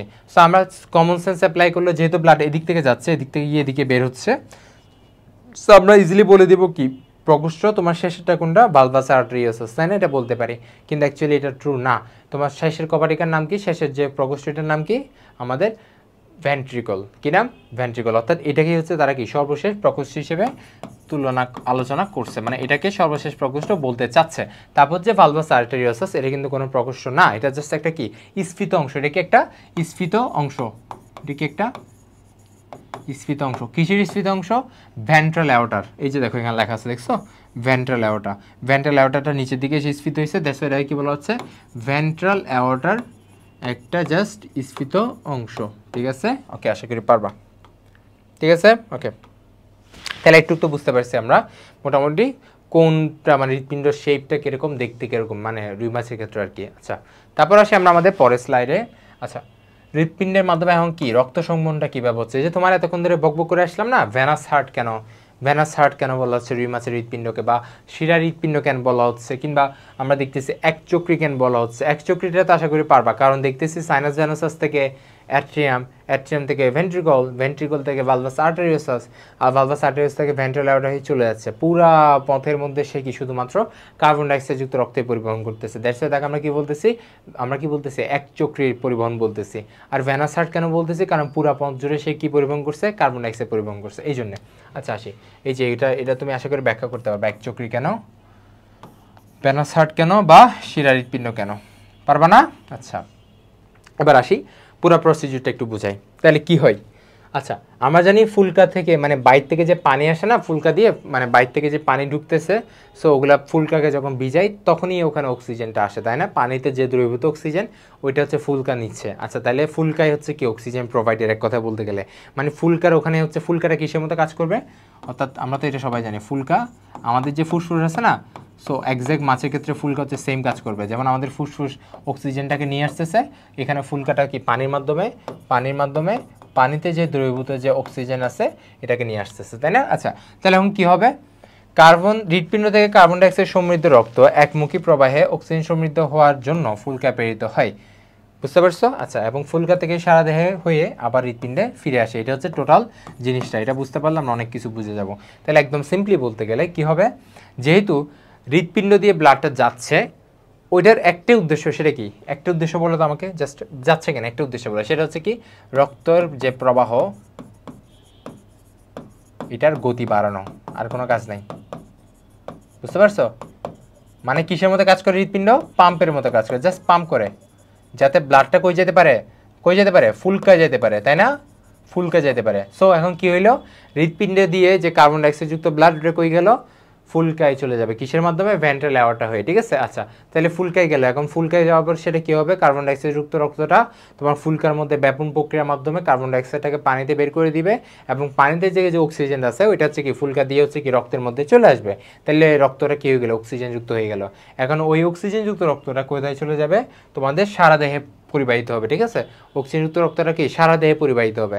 এখন সারা দেহে পরিবাহিত হওয়ার মধ্যে কি কোষের মধ্যে রক্ত, এই যে তোমার অক্সিজেন চলে গেছে না, সব জায়গায় সাপ্লাই হয়েছে। এখন আবার কোষ কি তৈরি করবে, কার্বন ডাইঅক্সাইড তৈরি করবে, তাই না। ওই কার্বন ডাইঅক্সাইড যুক্ত রক্তটা আবার শিরা দিয়ে ওরা কই ডাক্টাস কুভেরিয়া বলছি না, সম্মুখ ভাগ থেকে সম্মুখ ডাক্টাস কুভেরি, পিছন থেকে পশ্চাৎ ডাক্টাস কুভেরি, দুইটা মিলে আবার কই চলে আসবে, হৃৎপিণ্ডে চলে আসবে, অর্থাৎ হৃৎপিণ্ডের সাইনাস ভেনাসে চলে আসবে। এটা হচ্ছে টোটাল প্রসিডিওর। কিসের প্রসিডিওর, রক্ত সংবহনের প্রসিডিওর। পারবো না আমরা, ওকে ঠিক আছে। তাহলে এবার কি হৃৎপিণ্ডকে কি হইতে হবে, সংকোচন প্রসারণ হইতে হবে না। ফার্স্টে কি সংকোচন হবে, সাইনাস ভেনোসাসের সংকোচন করবে, এরপর অ্যাট্রিয়াম, ভেন্ট্রিকল, ভার্বাস আর্টেরিওসাস, এবং প্রতিবার যে সংকোচন তাকে কি বলি, সিস্টোল, আর প্রতিবার যে তার আগের অবস্থায় ফিরে আসে তাকে কি বলি, ডায়াস্টোল। এগুলো আশা করি তোমাকে বুঝাইতে হবে না, এগুলো একদম বাচ্চাদের পড়াশোনা, ঠিক আছে। জাস্ট এই সাইকেলটা, এই যে ফ্লোটা একটু মনে রাখবা, মানে কোথা থেকে ব্লাড কোথায় যাচ্ছে। আর এই চিত্রটা তো একদমই ইজি, এটা তো বুঝতে পারছো তাই না। মাথায় রাখবা নীল মানে হচ্ছে ধমনী, দেখো নীল মানে হচ্ছে আমাদের এই যে তোমার এই যে নীল ব্লাড মানে হচ্ছে কার্বন ডাইঅক্সাইড যুক্ত ব্লাড, ঠিক আছে, অথবা শিরা ব্লাড বলতে পারি। আর লাল মানে হচ্ছে তোমার কি অক্সিজেন যুক্ত ব্লাড, ঠিক আছে। এখানে এটা বোঝানো হচ্ছে তোমার, দেখো এই যে দেখো ফুলকায় রক্তচালিকা, ঠিক আছে, রক্তচালিকা দিয়ে যখন ব্লাডটা গেছে তখনই ও কি নীল থেকে লাল হয়ে গেছে, মানে কি কার্বন ডাইঅক্সাইড বের করে দিছে, অক্সিজেন ঢুকাইছে, এটাই হচ্ছে ওর কাজ। এবং অক্সিজেন ঢুকানোর কারণে কি জিনিসটা লাল হয়ে গেছে, ঠিক আছে। এবং এই জিনিসটা আবার এসে কোথায় গেছে, কোষিক নালিকা, মানে তোমার কি দেহের কোষের মধ্যে ছড়াই গেছে। এখন কোষের মধ্যে ছড়ানোর ফলে কি কোষ কি পাইলো, অক্সিজেন পাইলো। এখন কোষ অক্সিজেনটাকে ইউজ করে গ্লুকোজটার মাধ্যমে কি তৈরি করলো, আমাদের কি কার্বন ডাইঅক্সাইড প্রাণে আর কি বিপুল পরিমাণ শক্তি তৈরি করলো। এখন শক্তি তৈরি করার পর আবার এখানে কি তৈরি হলো, উপজাত হিসেবে কি খাবারের বর্জ্য হিসেবে কি তৈরি হলো, কার্বন ডাইঅক্সাইড তৈরি হলো। ওই কার্বন ডাইঅক্সাইড আবার কই যাবে, হৃৎপিণ্ডে যাবে, এবং হৃৎপিণ্ড থেকে আবার কই যাবে, মানে এটা চক্রাকারে হইতে থাকবে, আবার কই যাবে, ফুলকায় যাবে। এবং এই জিনিসটা এভাবে চক্রাকারে একবার রিনিউ হবে, একবার আবার আগের দশে আসবে, এটাই হইতে থাকবে, ঠিক আছে। আচ্ছা আশা করি পারবা। আচ্ছা এখন হৃৎপিণ্ডের যে তোমার অ্যাওর্টাগুলো আছে কিংবা শিরাতন্ত্র আছে, ওইটা তেমন একটা পরীক্ষা আসে না, জাস্ট তুমি এটা একটা মানে জাস্ট রিডিং দিয়ে নিবা, ঠিক আছে, জাস্ট রিডিং নিয়ে নিবা। এমসিকিউর জন্য যে জিনিসটা আসবে সেই জিনিসটা ইনক্লুড করা হয়েছে, সেটা হচ্ছে আমাদের হৃৎপিণ্ডের মধ্যে যে মহাধমনীগুলো আছে তার মধ্যে যে পৃষ্ঠীয় যে মহাধমনী আছে, ঠিক আছে, পৃষ্ঠীয় যে মহাধমনী, তা একটা আমরা তো ভেন্ট্রাল অ্যাওর্টা তো পড়ছি। পৃষ্ঠীয় মহাধমনীটা কী করবে, বিভিন্ন জায়গায় দেহের বিভিন্ন জায়গায় কী করবে, ব্লাডটাকে সাপ্লাই করবে, তাই না। আচ্ছা তো বিভিন্ন জায়গায় যে ব্লাডটাকে সাপ্লাই করবে কাইন্ড অফ কীরকম জানো জিনিসটা হচ্ছে, আমি তোমাকে বলি। সাপোজ এটা হচ্ছে ধরো, সাপোজ এটা হচ্ছে মাছের দেহ, তো মাছের দেহের মধ্যে এখানে একটা জিনিস আছে, ধরো এখানে মাছের হৃৎপিণ্ড আছে, এখানে মাছের পৌষ্টিকতন্ত্র আছে, এখানে ধরো জননের পার্টগুলো আছে। সো মাছটা যখন এখান থেকে আমার যে অ্যাওর্টা দিয়ে যখন বিভিন্ন অংশে যখন আমার কি ব্লাডটা সোজা যাবে, তখন বিভিন্ন জায়গায় ব্লাডটা ঢুকে যাবে, ঠিক আছে। মানে বলতে গেলে সাব মহাধমনী মানে উপমহাধমনী দিয়ে, ঠিক আছে, উপধমনী দিয়ে জিনিসটা বিভিন্ন অর্গানে ঢুকবে, অর্গানকে যাতে কি অক্সিজেনটা সাপ্লাই করতে পারে। সো এই জিনিসটা হচ্ছে কে করে, ডরসাল অ্যাওর্টা করে, কে করে, ডরসাল অ্যাওর্টা বা পৃষ্ঠীয় মহাধমনী করে থাকে, ঠিক আছে। সো এখন এটা কোথায় কোথায় ঢুকে একটু দেখি। ফার্স্টে আছে সাবক্লাভিয়ান ধমনী। সাবক্লাভিয়ান মানে সবসময় মাথায় রাখবা হচ্ছে আমাদের কি বক্ষ ইন্ডিকেট করবে, এই যে চেস্টের পার্টটা, ঠিক আছে। সো চেস্ট মানে তো বুঝো, এটা সাবক্লাভিয়ান মানে হচ্ছে মাছের যে এই দেখো লেখা আছে, এই যে দেখো বক্ষপাগনা এবং কি বক্ষচক্রের দিকে বিস্তৃত হবে, ঠিক আছে। অর্থাৎ বক্ষপাগনাকে ব্লাড সাপ্লাই দিবে কে, আমাদের কি সাবক্লাভিয়ান ধমনী। এরপর আছে সিলিয়াকো মেসেন্টারিক। সিলিয়াকো মেসেন্টারিক তো আমরা জানি, ওই যে মেসেন্টেরন পড়ছো না, মেসেন্টেরন কি ছিল, পাকস্থলী ছিল, তাই না, অর্থাৎ পাকস্থলী, যকৃতন্ত্র, এই যে যকৃতন্ত্র, অগ্নাশয়, মলাশয়, এই সবখানে ব্লাড সাপ্লাই দিবে কে, সিলিয়াকো মেসেন্টারিক ধমনী, ঠিক আছে। তারপর আসি প্যারাইটাল ধমনী। প্যারাইটাল মানে প্রাচীর, পড়ছো না, প্যারাইটাল হচ্ছে উপরের প্রাচীরটা, আর ভিসারাল মানে কি ভিতরের প্রাচীরটা, দুইটা প্রাচীর, ওই যে সবখানে পড়ছো, হৃৎপিণ্ড আবরণে পড়ছো, যে পেরিকার্ডিয়ালের যে লেয়ারগুলো পড়ছো, তাই না। আচ্ছা সো প্যারাইটাল ধমনী কী করবে, দেহ প্রাচীরে ব্লাড সাপ্লাই দিবে। আচ্ছা তারপর আসি রেনাল তো কোথায় দিবে, বৃক্কে দিবে। ইলিয়াক মানে হচ্ছে শ্রোণী, এই যে আমরা পড়ছি না ইলিয়াম, তোমরা কি কঙ্কালের চ্যাপ্টারটা পড়ছো, ইলিয়াম, ইস্টিয়াম, আরটা কি পিউবিস, ঠিক আছে। এই তিনটা মিলে কি ফর্ম করে, হিপ বোন ফর্ম করে, কি ফর্ম করে, হিপ বোন, ঠিক আছে।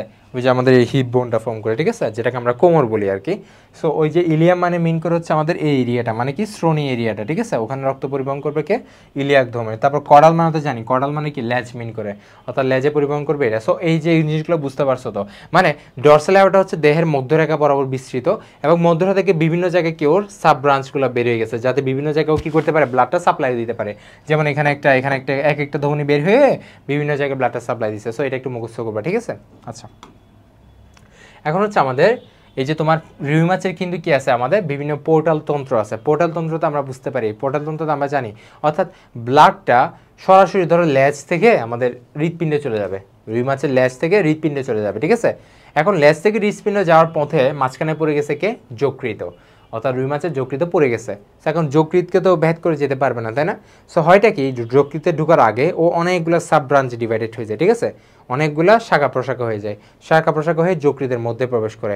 এখন যকৃতের মধ্যে যত বর্জ্য পদার্থ উৎপন্ন হয়েছে, যকৃতের মধ্যে কি হচ্ছে, শ্বসনের কারণে শক্তি উৎপন্ন হচ্ছে এবং কি কার্বন ডাইঅক্সাইড তৈরি হচ্ছে না।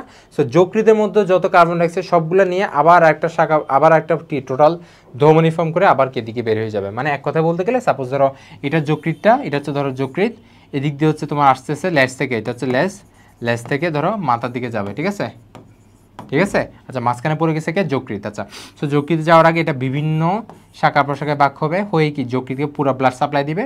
এই পোড়াগুলো কি আবার আগের মতো একসাথে লেগে যাবে, সবগুলো আবার কি একসাথে লেগে একটা বড় ইয়া ফর্ম করবে এবং কি মাথায় চলে যাবে। এই যে তোমার মাঝখানে বিভিন্ন ভাগে ভাগ হলে, এটাকে আমরা কি বলবো, পোর্টাল তন্ত্র, মানে একটা পোর্টালে গিয়ে জিনিসটা অনেকগুলো ভাগে ভাগ হয়ে গেছে। আচ্ছা, একটা কি আছে, হেপাটিক বা যকৃৎ পোর্টাল শিরা। পরিপাক থেকে দেখো, পরিপাক তন্ত্র থেকে রক্ত সংগ্রহ করে যকৃতে প্রবেশ করে, ঠিক আছে, সেখানে অনেকগুলো শাখা প্রশাখা বিভক্ত হয়ে রক্তচালক সৃষ্টি করে। এই যে যেটা বললাম, পরবর্তীতে যকৃৎ শিরা বা হ্যাপাটিক ভেইন রক্তচালক থেকে রক্ত সংগ্রহ করে সরাসরি কই মুক্ত হয়, সাইনাস ভেনাসাস মুক্ত হয়। আসল উদ্দেশ্য তো এটাই, ফাইনালি কই গিয়ে মুক্ত করা, হৃৎপিণ্ডকে মুক্ত করা। এবং হৃৎপিণ্ড sinus venosus, atrium, ventricle, bulbus arteriosus, ventral aorta হয়ে ফাইনালি কই চলে যাবে, আমাদের এই যে তোমার ফুলকায় চলে যাবে। কারণ কি, ওখানে যাতে কার্বন ডাইঅক্সাইডটা বের করে দিতে পারে, অক্সিজেন ঢুকাতে পারে, এটাই হচ্ছে তাদের উদ্দেশ্য। আচ্ছা, আরেকটা আছে রেনাল পোর্টাল তন্ত্র। আচ্ছা, রেনাল পোর্টাল তন্ত্র কোথায় হয় দেখো, এইখানে কিন্তু উদাহরণ খুব সুন্দর করে দিছে। ওই যে দেখো বলছিলাম না, লেজ অঞ্চল থেকে কটাল শিরা,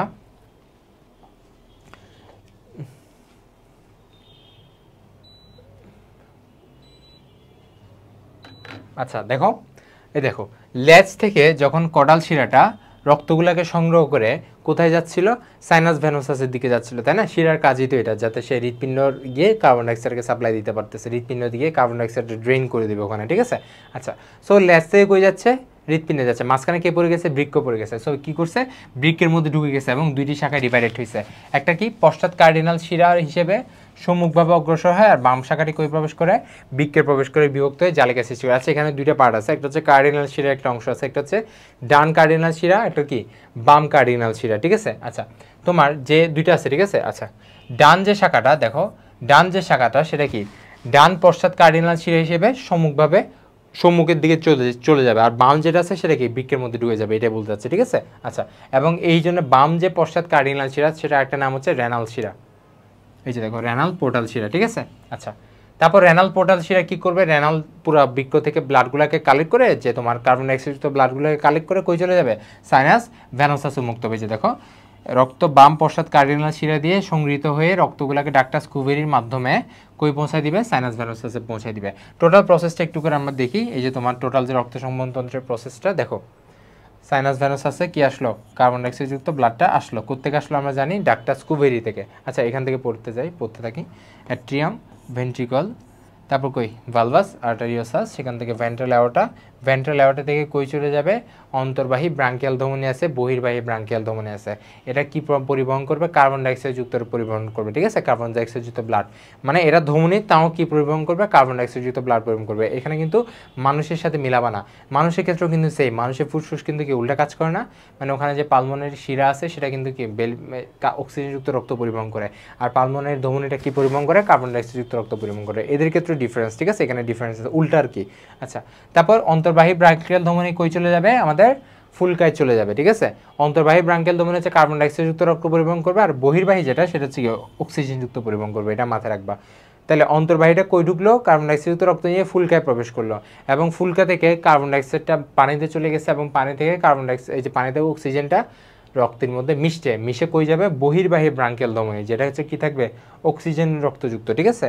আচ্ছা ওইটা তারপর কই যাবে দেহের অঙ্গসমূহে সাপ্লাই দিবে কিসের মাধ্যমে, এই যে বললাম না ডরসাল অ্যাওর্টার মাধ্যমে দেহের বিভিন্ন জায়গায় সাপ্লাই দিবে, সাপ্লাই দেওয়ার পরে কই যাবে শিরাতন্ত্র মুক্ত হবে, শিরাতন্ত্রের কাজেতে কি কার্বন ডাইঅক্সাইড তো ব্লাডটাকে কালেক্ট করবে, কালেক্ট করে দুইটা ডাক্টাস কুভেরি আছে না মেইন যে মহাশিরা বলতে গেলে এক কথায়, ওই শিরাগুলো কি আছে দুইটা আছে, একটা সম্মুখ একটা পশ্চাৎ। সো সম্মুখ পাশ থেকে তোমার কার্বন ডাইঅক্সাইড ব্লাডগুলো আনবে আর পশ্চাৎটা পিছনের পাশ থেকে কার্বন ডাইঅক্সাইড ব্লাডগুলো আনবে, এনে কোথায় মুক্ত করবে সাইনাস ভেনাস আছে, এই যে আবার সাইনাস ভেনাস আছে মুক্ত করবে। এটাই হচ্ছে টোটাল আমাদের রুই মাছের রক্ত সংবহনতন্ত্রের প্রক্রিয়াটা। আশা করি তোমরা এটা খুব ভালো করে বুঝতে পারছো, ঠিক আছে। পারবো না ভাইয়া? আচ্ছা তাহলে আশা করি বুঝতে পারছো, ঠিক আছে। এখন আমরা কি পড়বো রুই মাছের ফুলকা, এটা হচ্ছে one of the most important টপিকের মধ্যে একটা, আমি এটাকে 5 স্টার দিব, ঠিক আছে। এটা পরীক্ষা আসার মতো খুবই গুরুত্বপূর্ণ, বিশেষ করে ফুলকার গঠনটা, ঠিক আছে। ফুলকার গঠনটা একদমই ইজি, চিত্রটা মাস্ট রাখতে হবে, এই দুইটা চিত্র একদম ভালো করে প্র্যাকটিস করবো, বিশেষ করে এইটা, ঠিক আছে। এই চিত্রটা ভালো করে প্র্যাকটিস করতে হবে, ঠিক আছে। এবং এইখান থেকে কিন্তু পরীক্ষা আসার পসিবিলিটি 60% এই চ্যাপ্টারে, ঠিক আছে। এটা মাথা এম করে পড়তে হবে জিনিসটা। আচ্ছা ওকে, তাহলে ভাই আমরা এখন হচ্ছে আমাদের one of the most important topic, অর্থাৎ হচ্ছে আমাদের শ্বসনে আসবো, ঠিক আছে। সো রুই মাছের শ্বসনতন্ত্র তোমাদের জন্য খুবই গুরুত্বপূর্ণ, আমি তোমাকে আবারও বলতেছি এই জিনিসটা খুব ভালো করে পড়তে হবে, ঠিক আছে। আচ্ছা আসি ভাই, এখন আমরা জিনিসটা একটু বোঝার ট্রাই করি। আমরা তো জানি শ্বসন জিনিসটা কি, শ্বসন হচ্ছে নর্মালি হচ্ছে কি অক্সিজেন যারা খাদ্যবস্তুকে জারিত করে আমরা কি করতেছি কার্বন ডাইঅক্সাইড পানি এবং শক্তি উৎপন্ন করতেছি, এটাই হচ্ছে আমাদের শ্বসনের সংখ্যা আর কি এক কথা বলতে গেলে। সো এই শ্বসনটা হচ্ছে আবার কি দুই ভাগে ডিভাইডেড, একটা হচ্ছে কি বহিঃশ্বসন এবং একটা কি অন্তঃশ্বসন। বহিঃশ্বসন মানে কি জাস্ট মেকানিজমটা, অর্থাৎ যে ওয়েতে ধরো আমি প্রশ্বাস নিচ্ছি নিঃশ্বাসটা বের করতেছি, ওইটা হচ্ছে আমার বহিঃশ্বসন। আর অন্তঃশ্বসনের সাথে কে রিলেটেড থাকবে, কোষ রিলেটেড থাকবে, তাই না। অর্থাৎ কোষের মধ্যে অক্সিজেন প্রবেশ করতেছে এবং ওখানে খাদ্যবস্তুর সাথে জারিত হয়ে কার্বন ডাইঅক্সাইড শক্তি এগুলো তৈরি করতেছে। আচ্ছা এখন হচ্ছে ভাই আমরা আমাদের রুই মাছেরটা পড়বো। সো আমরা জানি রুই মাছের প্রধান যে শ্বসন অঙ্গ এটা কি রুই মাছের ফুলকা, তাই না, আমরা সবাই জানি, ঠিক আছে। আচ্ছা এখন পড়তে হবে ফুলকা নিয়ে আমরা একটু বিস্তারিত পড়বো। আগে আমরা রুই মাছের চিত্রটা দেখি, এগুলো আমি আগেই বলছি। এই যে এটা হচ্ছে মুখছিদ্র, এই যেখানে আমরা ভাইয়া দেখতেছেন একটা ওই যে রুই মাছের মোষের মতো একটা জিনিস, সেটা হচ্ছে কি ম্যাক্সিলারি ভালভেলটা, ঠিক আছে। আর এখানে দেখতেছি আমরা নাসা ছিদ্র, দুই দিকে দুইটা আছে, তারপর চোখ আছে, তারপর আছে চোখ। এই চোখটা আবার কি ছিল, চোখ হচ্ছে কোনো কি পাতা থাকবে না, চোখটা হচ্ছে তোমার কর্নিয়াটা একটু পুরু থাকবে, এটাই। আচ্ছা তারপর আছে কি রুই মাছ, এগুলো হচ্ছে আইস। তারপরে এখানে যে মেইনলি যে জায়গাটা দেখতেছি এটা হচ্ছে রুই মাছের ফুলকা প্রকোষ্ঠ, এই দেখো এটা হচ্ছে প্রকোষ্ঠের মধ্যে ফুলকাগুলো সাজানো আছে, ঠিক আছে। আচ্ছা এই জিনিসটা পুরোপুরি বুঝতে হবে। এবং তোমার এই যে নিচে একটা জিনিস দেখতেছি না, এটা হচ্ছে ব্রাঙ্কিওস্টেকাল পর্দা, ঠিক আছে। ব্রাঙ্কিওস্টেকাল পর্দার কাজ কিন্তু তোমাকে একটু বলছিলাম আমি কি করতেছিল, এটা ফুলকার খোলা বন্ধ এগুলো নিয়ন্ত্রণ করবে, ঠিক আছে। এটা হচ্ছে ব্রাঙ্কিওস্টেকাল পর্দা, হচ্ছে ওখানে একটা নিচ দিয়ে একটা ছিদ্র থাকবে, যে ছিদ্র দিয়ে পানিগুলো মুখ দিয়ে ঢুকে এদিকে বের হয়ে যায়, ঠিক আছে। সো ওই যে বের হওয়ার সময় যে বের হওয়া বা বাইরে থেকে যাতে না ঢুকে এই জিনিসটা নিয়ন্ত্রণ করবে কে, ব্রাঙ্কিওস্টেকাল পর্দাটা, ঠিক আছে। এই যে দেখো কানকোর পশ্চাৎ কিনারায় ব্রাঙ্কিওস্টেকাল পর্দা সংযুক্ত থাকে, শ্বসন কার্যের সময় এই পর্দা ফুলকা প্রকোষ্ঠের পানি যাতে দেহের বাইরে নির্গমন এই জিনিসটাকে নিয়ন্ত্রণ করে, ঠিক আছে। আচ্ছা এখন হচ্ছে জিনিসটা আমি তোমাকে পুরোপুরি একটু বোঝানোর ট্রাই করি। আমরা জানি তোমাদের ফুলকা প্রকোষ্ঠে মোট 4টি করে দুই দিকে কি থাকে, 4 জোড়া ফুলকা থাকে, তাই না। আচ্ছা আমরা একটু তোমার বোঝানোর ট্রাই করি। নর্মালি ধরো এটা হচ্ছে রুই মাছের ভেয়া, সাপোজ এটা হচ্ছে রুই মাছের দেহটা, ঠিক আছে। এইভাবে সাপোজ এটা একটা রুই মাছ, ঠিক আছে। ধরো পিছনের দিকে আমার এটা লেজ, সমস্যা নেই, কোনো মতো আসছে আর কি, তোমরা যাতে জিনিসটা বুঝতে পারো। আচ্ছা এদিকে হচ্ছে রুই মাছের কি আছে, ধরো কানকোটা আছে, সাপোজ আমি জিনিসটা একটু বোঝানোর ট্রাই করি। এটা হচ্ছে রুই মাছের ধরো কানকোটা আছে। এখন ধরো ভাই পানি এদিকে প্রবেশ করলো, ঠিক আছে। পানি এদিকে কি করলো, প্রবেশ করলো, কি প্রবেশ করলো, পানিতে প্রবেশ করে নাই, পানির সাথে কি প্রবেশ করছে, অক্সিজেন প্রবেশ করছে, তাই না।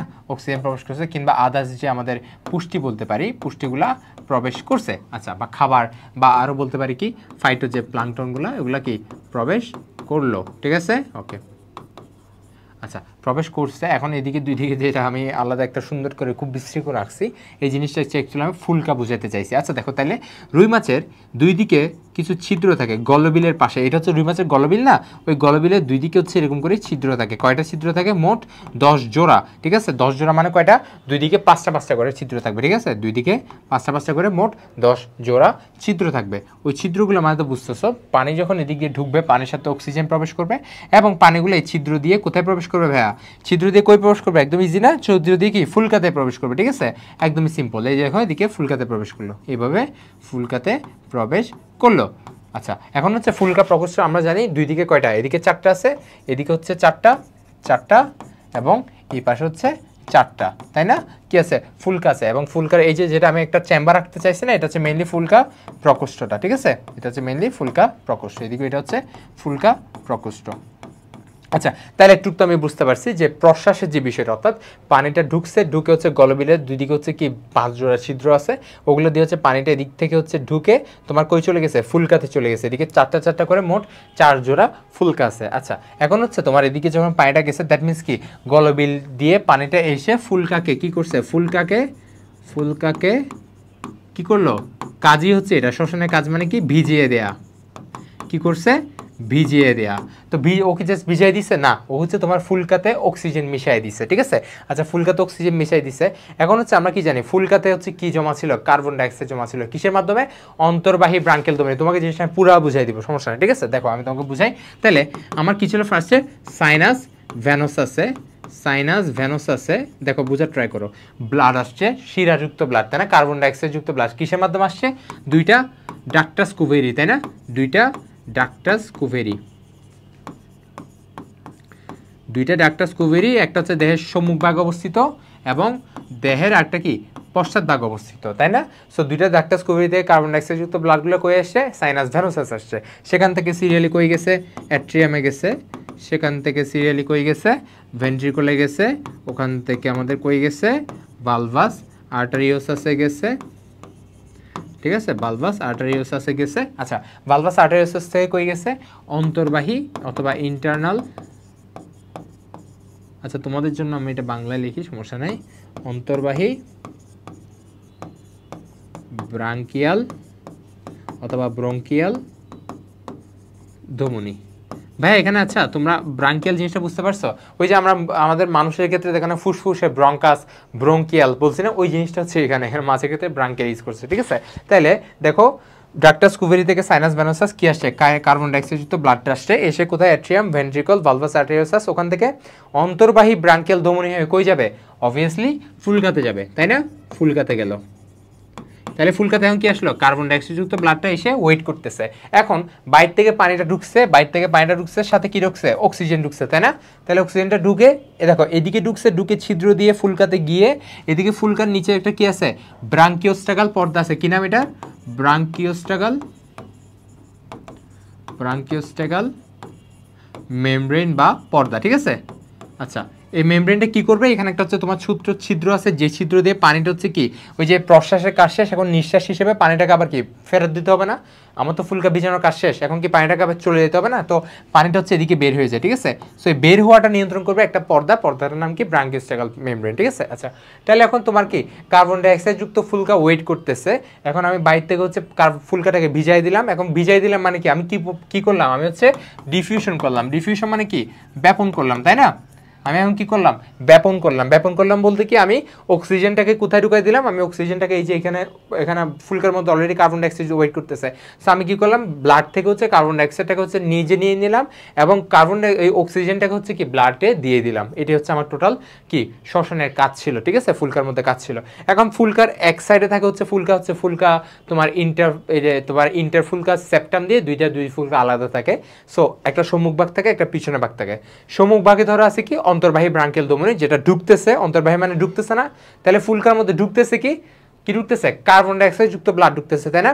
এবং ফুলকা থেকে বের হবে কি? ফুলকা থেকে বের হবে কোনটা? বহির্বাহী ব্রাঙ্কিয়াল ধমনী। কি বের হবে? বহির্বাহী ব্রাঙ্কিয়াল ধমনী। কি বের হবে? বহির্বাহী ব্রাঙ্কিয়াল ধমনী, ঠিক আছে? আচ্ছা, তাহলে বহির্বাহী যে ব্রাঙ্কিয়াল ধমনী, এটা আবার কি হয়ে যাবে? এটা হচ্ছে এখন কি অক্সিজেন যুক্ত হয়ে গেল, তাই না? কি হয়ে গেল? অক্সিজেন যুক্ত হয়ে গেল। এটা হচ্ছে তোমার কি এটা হচ্ছে অক্সিজেন যুক্ত হয়ে গেল। বুঝতে পারছো? তাহলে মেইন কাজটা কোথায় হয়েছে? ফুলকার মধ্যে হয়েছে। ওই যে এসে যে ভিজাই দিল, ওখানেই কি ব্যাপন প্রক্রিয়াটা হয়ে গেছে। এখন আবার অক্সিজেন বাহী রক্তটা কই চলে যাবে আমাদের? ওই যে বললাম তোমাকে ভাইয়া, ডরসাল অ্যাওর্টা পড়ছো না? ডরসাল অ্যাওর্টা আবার অনেকগুলো ভাগ আছে, যেমন হচ্ছে সিলিয়াকো, মেসেন্টারিক, সাবক্লাভিয়ান, রেনাল, কর্ডাল, এগুলো দিয়ে দেহের বিভিন্ন জায়গায় অক্সিজেনটা পরিবহন করবে। ব্যাস, এটা হচ্ছে টোটাল আমার কি শ্বসনের কার্যক্রম। পারবা না? একদম ইজি না জিনিসটা। ফুলকার কাজ তোমরা বুঝতে পারছো, তাই না? ফুলকা এভাবে কাজ করে জিনিসটা, ঠিক আছে? ফুলকা হচ্ছে এই প্রসিডিউরে কাজ করবে। সো আশা করি জিনিসটা বুঝতে পারছো। আচ্ছা, এখন হচ্ছে তোমাকে ফুলকার গঠনটা আরেকটু বুঝাই, ঠিক আছে? এই জিনিসগুলো তো প্রসেসটা তো বুঝতে পারছো, এখন ফুলকার চিত্রটা আঁকতে হবে। যেমন এই দুইটা চিত্র, বিশেষ করে এটা খুবই গুরুত্বপূর্ণ, ঠিক আছে? এই চিত্রটা খুবই গুরুত্বপূর্ণ, এই জিনিসটা ভুল করা যাবে না। দেখো এটা হচ্ছে একটা ফুলকা, ঠিক আছে? আচ্ছা, ফুলকা হচ্ছে কী কী দিয়ে গঠিত তার আগে হচ্ছে আমরা এইটুক তো পড়ে ফেলছি, আমরা পরের স্লাইডটা পড়লে মোটামুটি পারবো। দেখো একটা ফুলকা কী দিয়ে গঠিত পড়তে হবে। একটা ফুলকা হচ্ছে দুইটা জিনিস দিয়ে গঠিত, একটা হচ্ছে ফুলকা আর্চ আর একটা হচ্ছে ফুলকা ফিলামেন্ট। তাহলে ফুলকা আর্চ আর ফুলকা ফিলামেন্ট বুঝতে হবে। দেখো এই যে দেখো, এই যে দেখো নিচের যে অংশটা দেখতেছি এটা হচ্ছে আমার কি ফুলকা আর্চ, এবং আর্চ মানে কি আর্চের উপর ফুলকা থাকবে, ঠিক আছে? যেমন আমরা পড়ি না ভিত্তি পর্দা, ওই যে ভিত্তি পর্দার উপর পুরাও ম্যাটেরিয়ামটা ধারণ করতেছে। সো ওই ভিত্তি পর্দাটাই হচ্ছে আমাদের কি এখানে ফুলকা আর্চ, ঠিক আছে? ফুলকা আর্চ, এবং তার উপর কি থাকে, তার উপর সুন্দর করে ফুলকা সূত্রগুলা সাজানো থাকে, এদিকে 4টা ওই পাশে 4টা, টোটাল কয় জোড়া? 4 জোড়া, ঠিক আছে? আচ্ছা, এবং তার নিচে থাকে ফুলকা রেকার, এরকম করে কাটার মতো কি থাকে ফুলকা রেকার। এটা আমরা হচ্ছে আমরা দেখবা মাছ যখন তোমার কাটে তখন হচ্ছে ফুলকা রেকারটা কাটার মতো একটা জিনিস দেখা যায়, ওইটা হচ্ছে ফুলকা রেকার। ওইটা কিন্তু আলাদা একটা কাজ আছে, ঠিক আছে? এটা বলতেছি কি কাজ। আচ্ছা আচ্ছা বলে ফেলি, ফুলকা রেকারটার কাজ হচ্ছে এখানে যে ফুলকা রেকার আছে না, ওগুলো হচ্ছে মেইনলি কিসের মতো কাজ করে জানো? ধরো আমরা একটা খাবার খাচ্ছি, ঠিক আছে? খাবার খাচ্ছি, ওইটা যাতে আমাদের ট্রাকিয়াতে চলে না যায়, এটা যাতে ইসোফ্যাগাস হয়ে অন্য নালী হয়ে যাতে পাকস্থলিতে যায়, এটা এনশিওর করার জন্য এখানে একটা ইয়ে আছে না আমাদের, এপিগ্লোটিস আছে না, বা উপজিহ্বা আছে না। উপজিহ্বা বলতে ইভুলা আছে, ঠিক আছে? ইভুলা, এটা কিন্তু আলজিহ্বা না, ঠিক আছে? ইভুলা, ঠিক আছে? ইভুলা আছে। সো ইভুলাটা কি এনশিওর করতেছে যাতে খাবারটা কই যায়, অন্য নালীর ভেতর যে যাতে ট্রাকিয়াতে না আসে, ঠিক আছে? এক্স্যাক্ট এই ফুলকা রেখাটা সেম কাজ করে, ঠিক আছে? ফুলকা রেখাটা এনশিওর করে এই যে তোমার পানি যে এখানে ঢুকতেছে, বা পানির সাথে যে আরও অনেক কিছু ঢুকতেছে না, জাস্ট পানি তো ঢুকতেছে না, ব্যাকটেরিয়া ঢুকতেছে কিংবা ছোটো ছোটো অনেক পদার্থ ঢুকতেছে যেগুলো ফুলকাতে আসা উচিত না। সো মাছের ফুলকা রেখাটা এনশিওর করে যে যাতে কি অন্য কিছু যাতে তোমার কি পানির সাথে অন্য কিছু যাতে প্রবেশ করতে না পারে, মানে এটা ফিল্টার হিসেবে কাজ করে, ঠিক আছে? আশা করি ফুলকা রেখাটা পারবা ভালো করে। তাহলে একটা হচ্ছে ফুলকা আর্চ, একটা হচ্ছে কি ফুলকা সূত্র। আচ্ছা, এখন হচ্ছে তাহলে ফুলকা আর্চ, একটা হচ্ছে ফুলকা আর্চ, এই যেটা ফুলকা আর্চ মানে মেইন যে কাঁটাটা যেটার উপর ফুলকা অবস্থান করে, এটা হচ্ছে ফুলকা আর্চ, এবং তার উপরে দুইটা ফুলকা ফিলামেন্ট থাকে যেগুলো হচ্ছে ফুলকা ফিলামেন্ট, এই যেগুলো হচ্ছে ফুলকা ফিলামেন্ট, ঠিক আছে? আচ্ছা, তাহলে এখন হচ্ছে এই দুইটা ফুলকাকে আবার পার্থক্য করে রাখছে কি মাঝখানে ইন্টার ফুলকা সেরেব, মানে ইন্টার ফুলকা ব্যবধায়ক বলতে গেলে আর কি। মানে আমি যদি এক কথা বলতে চাই, এটা হচ্ছে আমাদের দেখো এখানে আছে জিনিসটা, এই যে দেখো আন্তঃফুলকা ব্যবধায়ক বলতে পারবো কোথায়, এই যে দেখো ইন্টারব্রাঙ্কিয়াল সেপ্টাম, ঠিক আছে? আচ্ছা, তাহলে হচ্ছে এখানে একটু দেখো আমাদের, তাহলে এই চিত্রটা একটু বোঝার ট্রাই করো। এই চিত্রটা তোমরা বুঝে গেছো আশা করি। আচ্ছা, তাহলে দুইটা মাঝখানে হচ্ছে কি সেপ্টাম দিয়ে হচ্ছে কি দুই দিকে দুইটা ফুলকাটা আলাদা করা আছে। তখন এই একটা ফুলকাকে আমরা কি বলবো, ধরো দুইটা ফুলকা না, সো একটা ফুলকাকে আমরা বলবো কি অর্ধফুলকা বা ডেমিব্রাং, ঠিক আছে? ডেমিব্রাং বা হেমিব্রাং বা অর্ধফুলকা, টোটাল মানে পুরা জিনিসটা, যে জিনিসটার চিত্রটা আমি তোমাকে প্র্যাকটিস করতে বলছি ওটাকে আমরা কি বলবো, হলোব্রাং, বা হলো মানে তো আমরা জানি পরিপূর্ণ, ঠিক আছে? আচ্ছা, তাহলে আবার এটাও আমি তোমাকে বলছি কি, এই যে দেখো তোমার প্রত্যেকটা ফুলকা ফিলামেন্ট অনেকগুলো ছোট ছোট সাজানো প্লেট বহন করে, ঠিক আছে? ওই প্লেটগুলো হচ্ছে কি মানে পার্থক্য করে রাখে, প্লেটের এক পাশে হচ্ছে কি অন্তর্বাহী ব্রাঙ্কিয়াল ধমনী ঢুকবে এবং অন্য সাইডে বহির্বাহীটা বের হবে। অন্তর্বাহীটা ঢুকবে কার্বন ডাইঅক্সাইডযুক্ত ব্লাড নিয়ে, আর বহির্বাহীটা বের হবে কি অক্সিজেনযুক্ত ব্লাড নিয়ে। এটা হচ্ছে টোটাল ফুলকার কাজ, একদম ইজি না ভাইয়া জিনিসটা। যদি এটা আমি যখন ইন্টার পড়তাম আমি জিনিসটা পুরোপুরি বুঝতাম না, না বোঝার কারণে আমার জিনিসটা খুবই টাফ লাগতো, বাট অ্যাকচুয়ালি জিনিসটা খুবই ইজি। আচ্ছা, এখন হচ্ছে শ্বসন কৌশল আলাদা করে বোঝানো কিছু নাই, শ্বাস গ্রহণ শ্বাস ত্যাগ তো একটা পুরোপুরি কি নিষ্ক্রিয় প্রক্রিয়া। দেখছো এদিকে ঢুকবে, এগুলো হচ্ছে কি, এগুলো হচ্ছে মুখের কপাটিকা, ঠিক আছে? ঢুকে গলবিলে পৌঁছাইছে, এখানে হচ্ছে টোটাল কি এদিকে 5টা এদিকে 5টা, ঠিক আছে? টোটাল 5 জোড়া ছিদ্র থাকে, ছিদ্র দিয়ে ফুলকাকে ভিজাই দিল, ভিজাই দেওয়ার পরে কি কাজ তো হয়ে গেল। এখন পরবর্তীতে এদিকে কি আছে একটা সূত্র, এই দেখছো এদিকে বের হয়ে যাওয়ার ওয়ে, এটা হচ্ছে মেইনলি ব্রাঙ্কিওস্ট্রাকাল পর্দা, ঠিক আছে? সো এদিকে হচ্ছে তোমার কি জিনিসটা পানিটা বের হয়ে যাবে, এটা হচ্ছে কি নিঃশ্বাসটা, ঠিক আছে? অথবা আমার কি পানির বহিঃপ্রবাহ। তাহলে একটু পারবা আশা করি, তাই না? আচ্ছা, আসি এবার আসি শ্বসনের শারীরিক তত্ত্ব। শ্বসনের শারীরিক তত্ত্বতে আশা করি আর কিছু বলতে হবে না। যখন হচ্ছে ফুলকা সূত্রকের উপর দিয়ে পানিটা বয়ে যায় তখনই তোমার কি হয়, ব্যাপন প্রক্রিয়া হয়, অর্থাৎ অক্সিজেন প্রবেশ করে কার্বন ডাইঅক্সাইড বের হয়ে যায়। এটা হচ্ছে ফিজিওলজি অফ রেসপিরেশন। আচ্ছা, তারপর হচ্ছে প্রতিস্রোত তন্ত্র, এটা হচ্ছে তোমার ক্ষয়ের জন্য খুবই গুরুত্বপূর্ণ, ঠিক আছে? অনুধাবনমূলকে এটা হচ্ছে আসতে পারে, ঠিক আছে?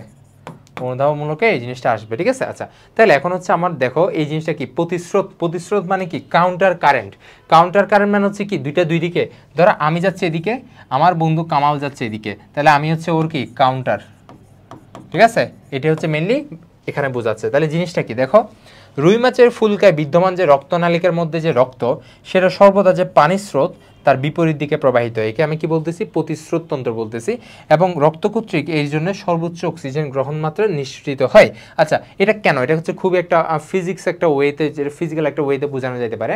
মানে এটা কীভাবে বোঝায় জিনিসটা, ধরো আমি এদিকে যাচ্ছি, একটা ট্রেন এদিকে যাচ্ছে আর একটা ট্রেন এদিকে যাচ্ছে, তো তুমি ধরো এই ট্রেনে বসে আসো, দেখো না আমরা একটা ট্রেনকে ক্রস করলে এই ট্রেনটাকে আমি প্রচুর স্পিডে যাচ্ছে দেখতে, আমি তো এদিকে যাচ্ছি আবার ও এদিকে যাচ্ছে, সো আমার সাপেক্ষে ওর ব্যাগ কি, দুইজনের ব্যাগের যোগফল হয় না? এটা তো ফিজিক্সে পড়ছো তোমরা, ওই যে আমাদের মানে এর সাপেক্ষে এর গতিবেগ কত, এরকম পড়ছো না, ওইরকম আর কি।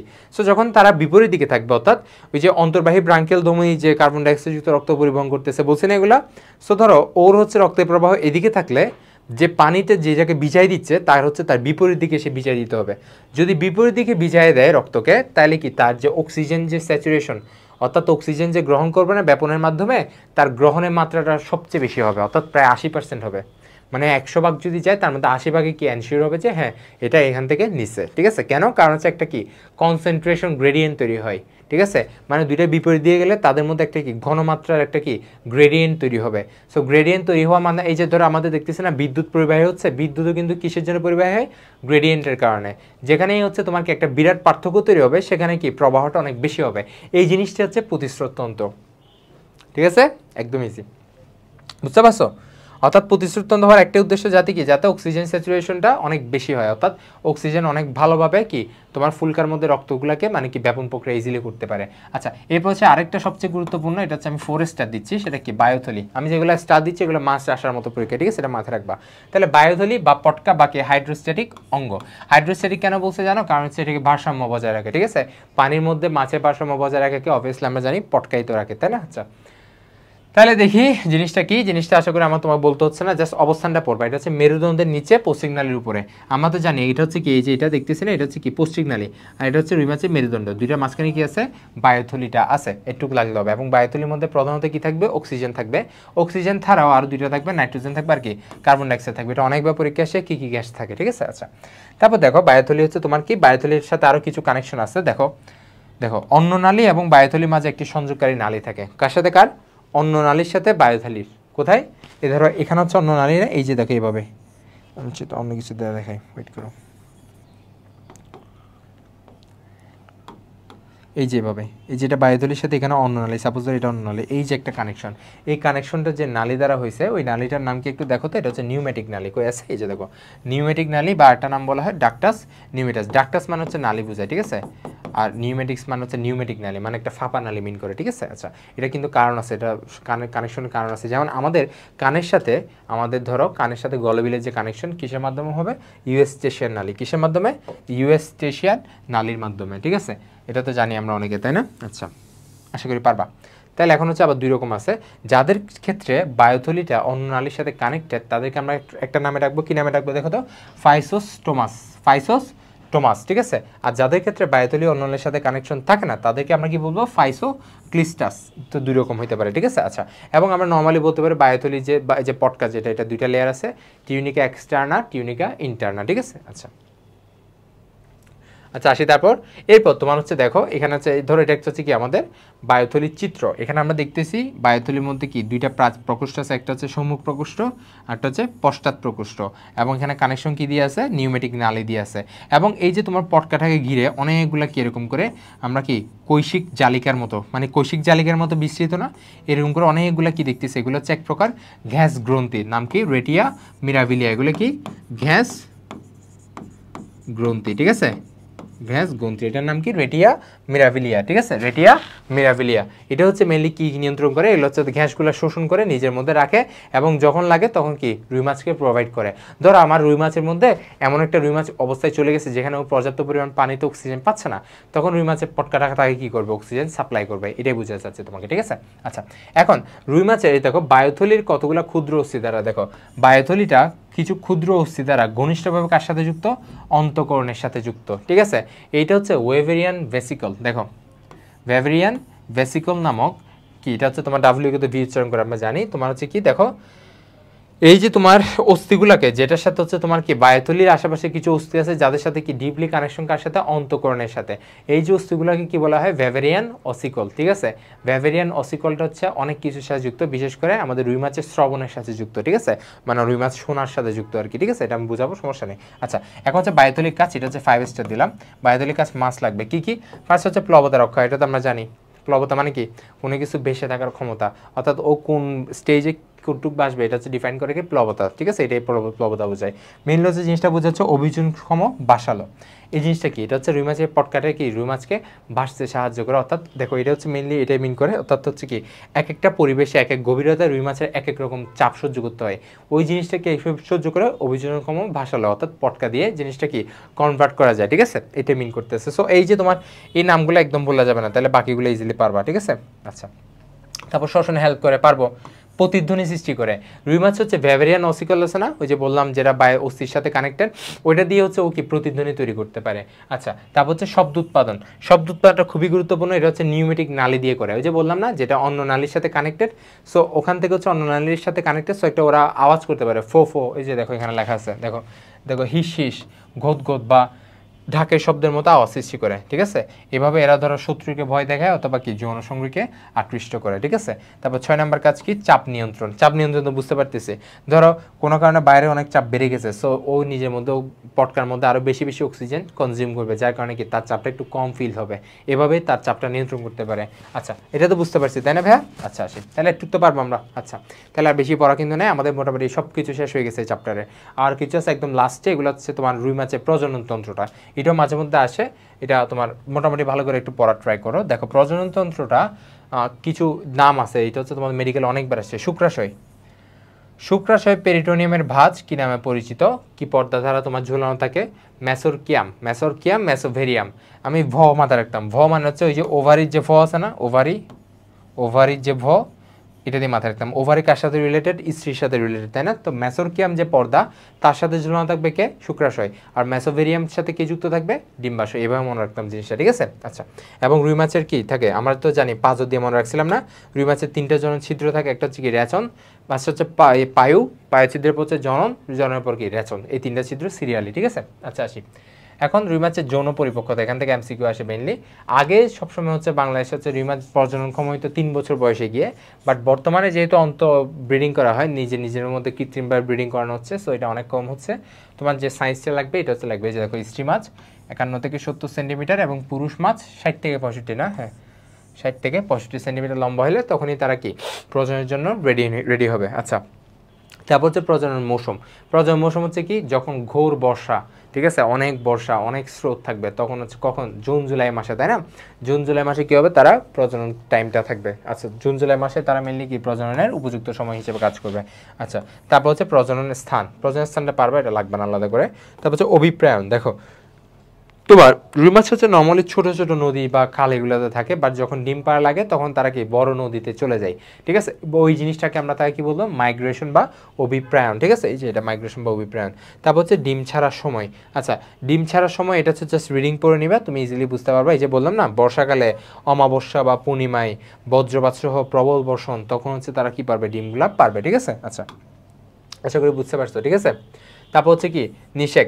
আচ্ছা, রুই মাছের নিষেকটা কোন ধরনের নিষেক? এটা আমরা জানি, এটা হচ্ছে বহি নিষেক, তাই না?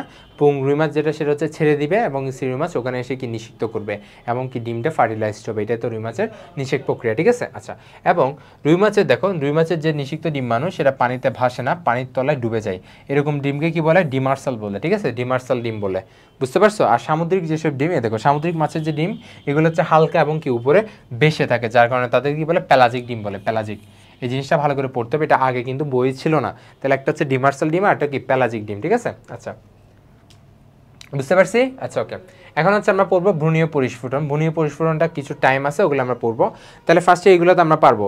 পুরুষ থেকে হচ্ছে শুক্রাশয় হচ্ছে কি পরিণত কি শুক্রাণু, আর ডিম্বাশয়ের মধ্যে কি হবে? প্রচুর কুসুম সম্বন্ধ যে ডিম, সেগুলো কি স্পনিংয়ের ফলে অবমুক্ত হবে। স্পনিং হচ্ছে ফ্যানিংয়ের মতো করে করে ডিমগুলোকে বের করে দেয়।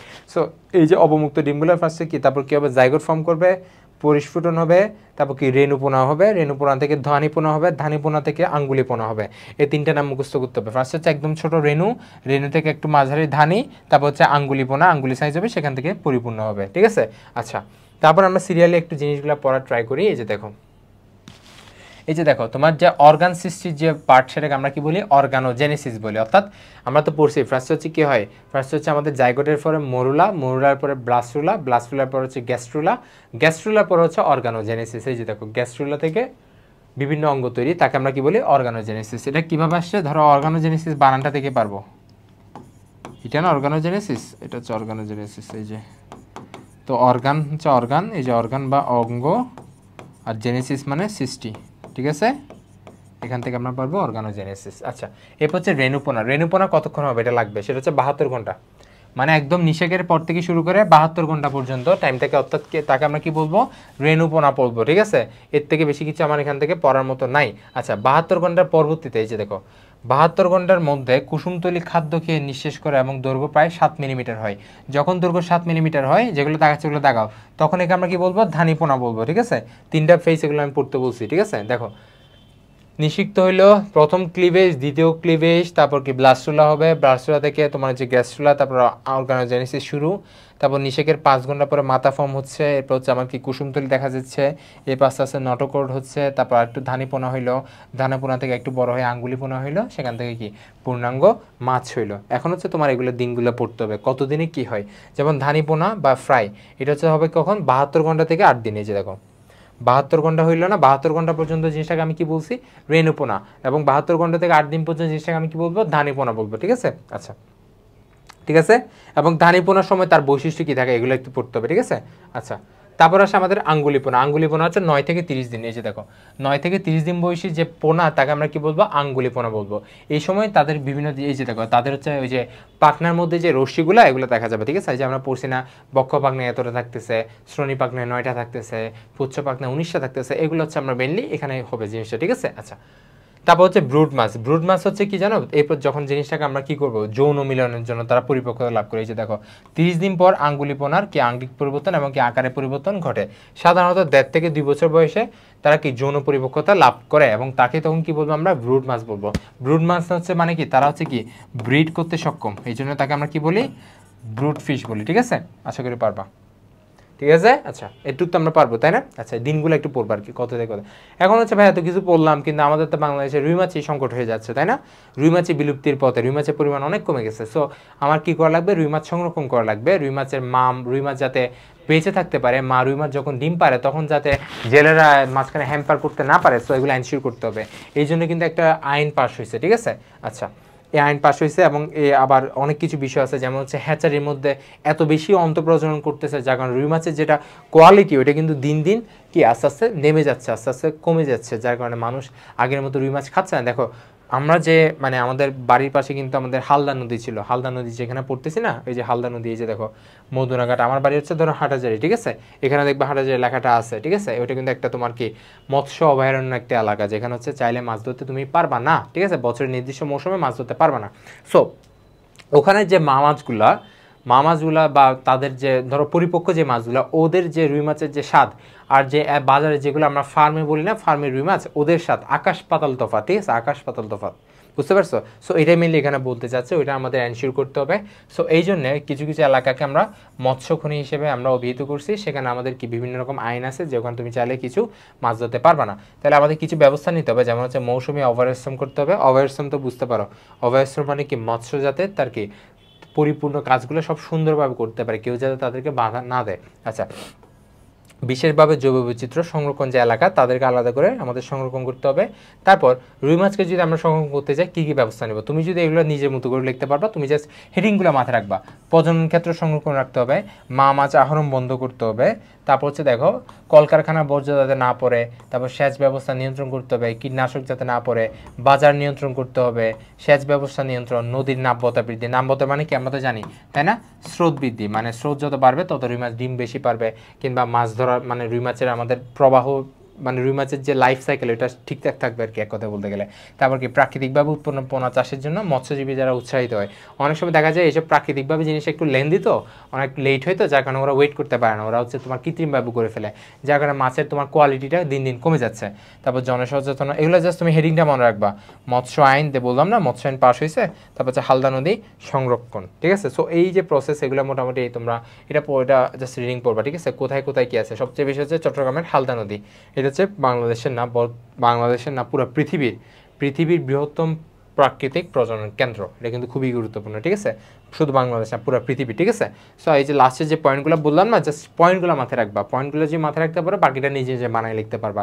এই লাস্টের পার্টটা অনেকের মনে হতে পারে এটা খুবই কম ইম্পর্টেন্ট, বাট অ্যাকচুয়ালি এখান থেকে কোয়েশনগুলো দিয়ে দিবে, কারণ এগুলো এখন কনসার্নিং একটা বিষয়তে অ্যালার্মিং বিষয়। সো এখান থেকে তোমার বোর্ডও দিয়ে দিতে পারে। সো জাস্ট পয়েন্টগুলো মুখস্থ রাখবো, 12-13টা পয়েন্ট আছে, ওগুলো মুখস্থ করে ফেলবা। সো আশা করি রুই মাছের যে পয়েন্টগুলো খুবই গুরুত্বপূর্ণ, যে পার্টগুলো থেকে সৃজনশীল আসার মতো একদম মাস্ট, ওগুলো আমরা গুরুত্ব বেশি দিয়ে আমরা ক্লাসটা শেষ করার ট্রাই করছি। তোমরা ভাই আশা করি এই জিনিসটা বুঝছো। ইনশাল্লাহ ফিউচারে আবার দেখা হবে। আশা তোমরা তো হয়তো আমাকে চিনো, আমি তানজিম ওয়াসিদ, বর্তমানে পড়ছি স্যার সলিমুল্লাহ মেডিকেল কলেজে, ফোর্থ ইয়ারে। সো ইনশাল্লাহ দেখা হবে সবার সাথে, ভালো থাকবে, আসসালামু আলাইকুম।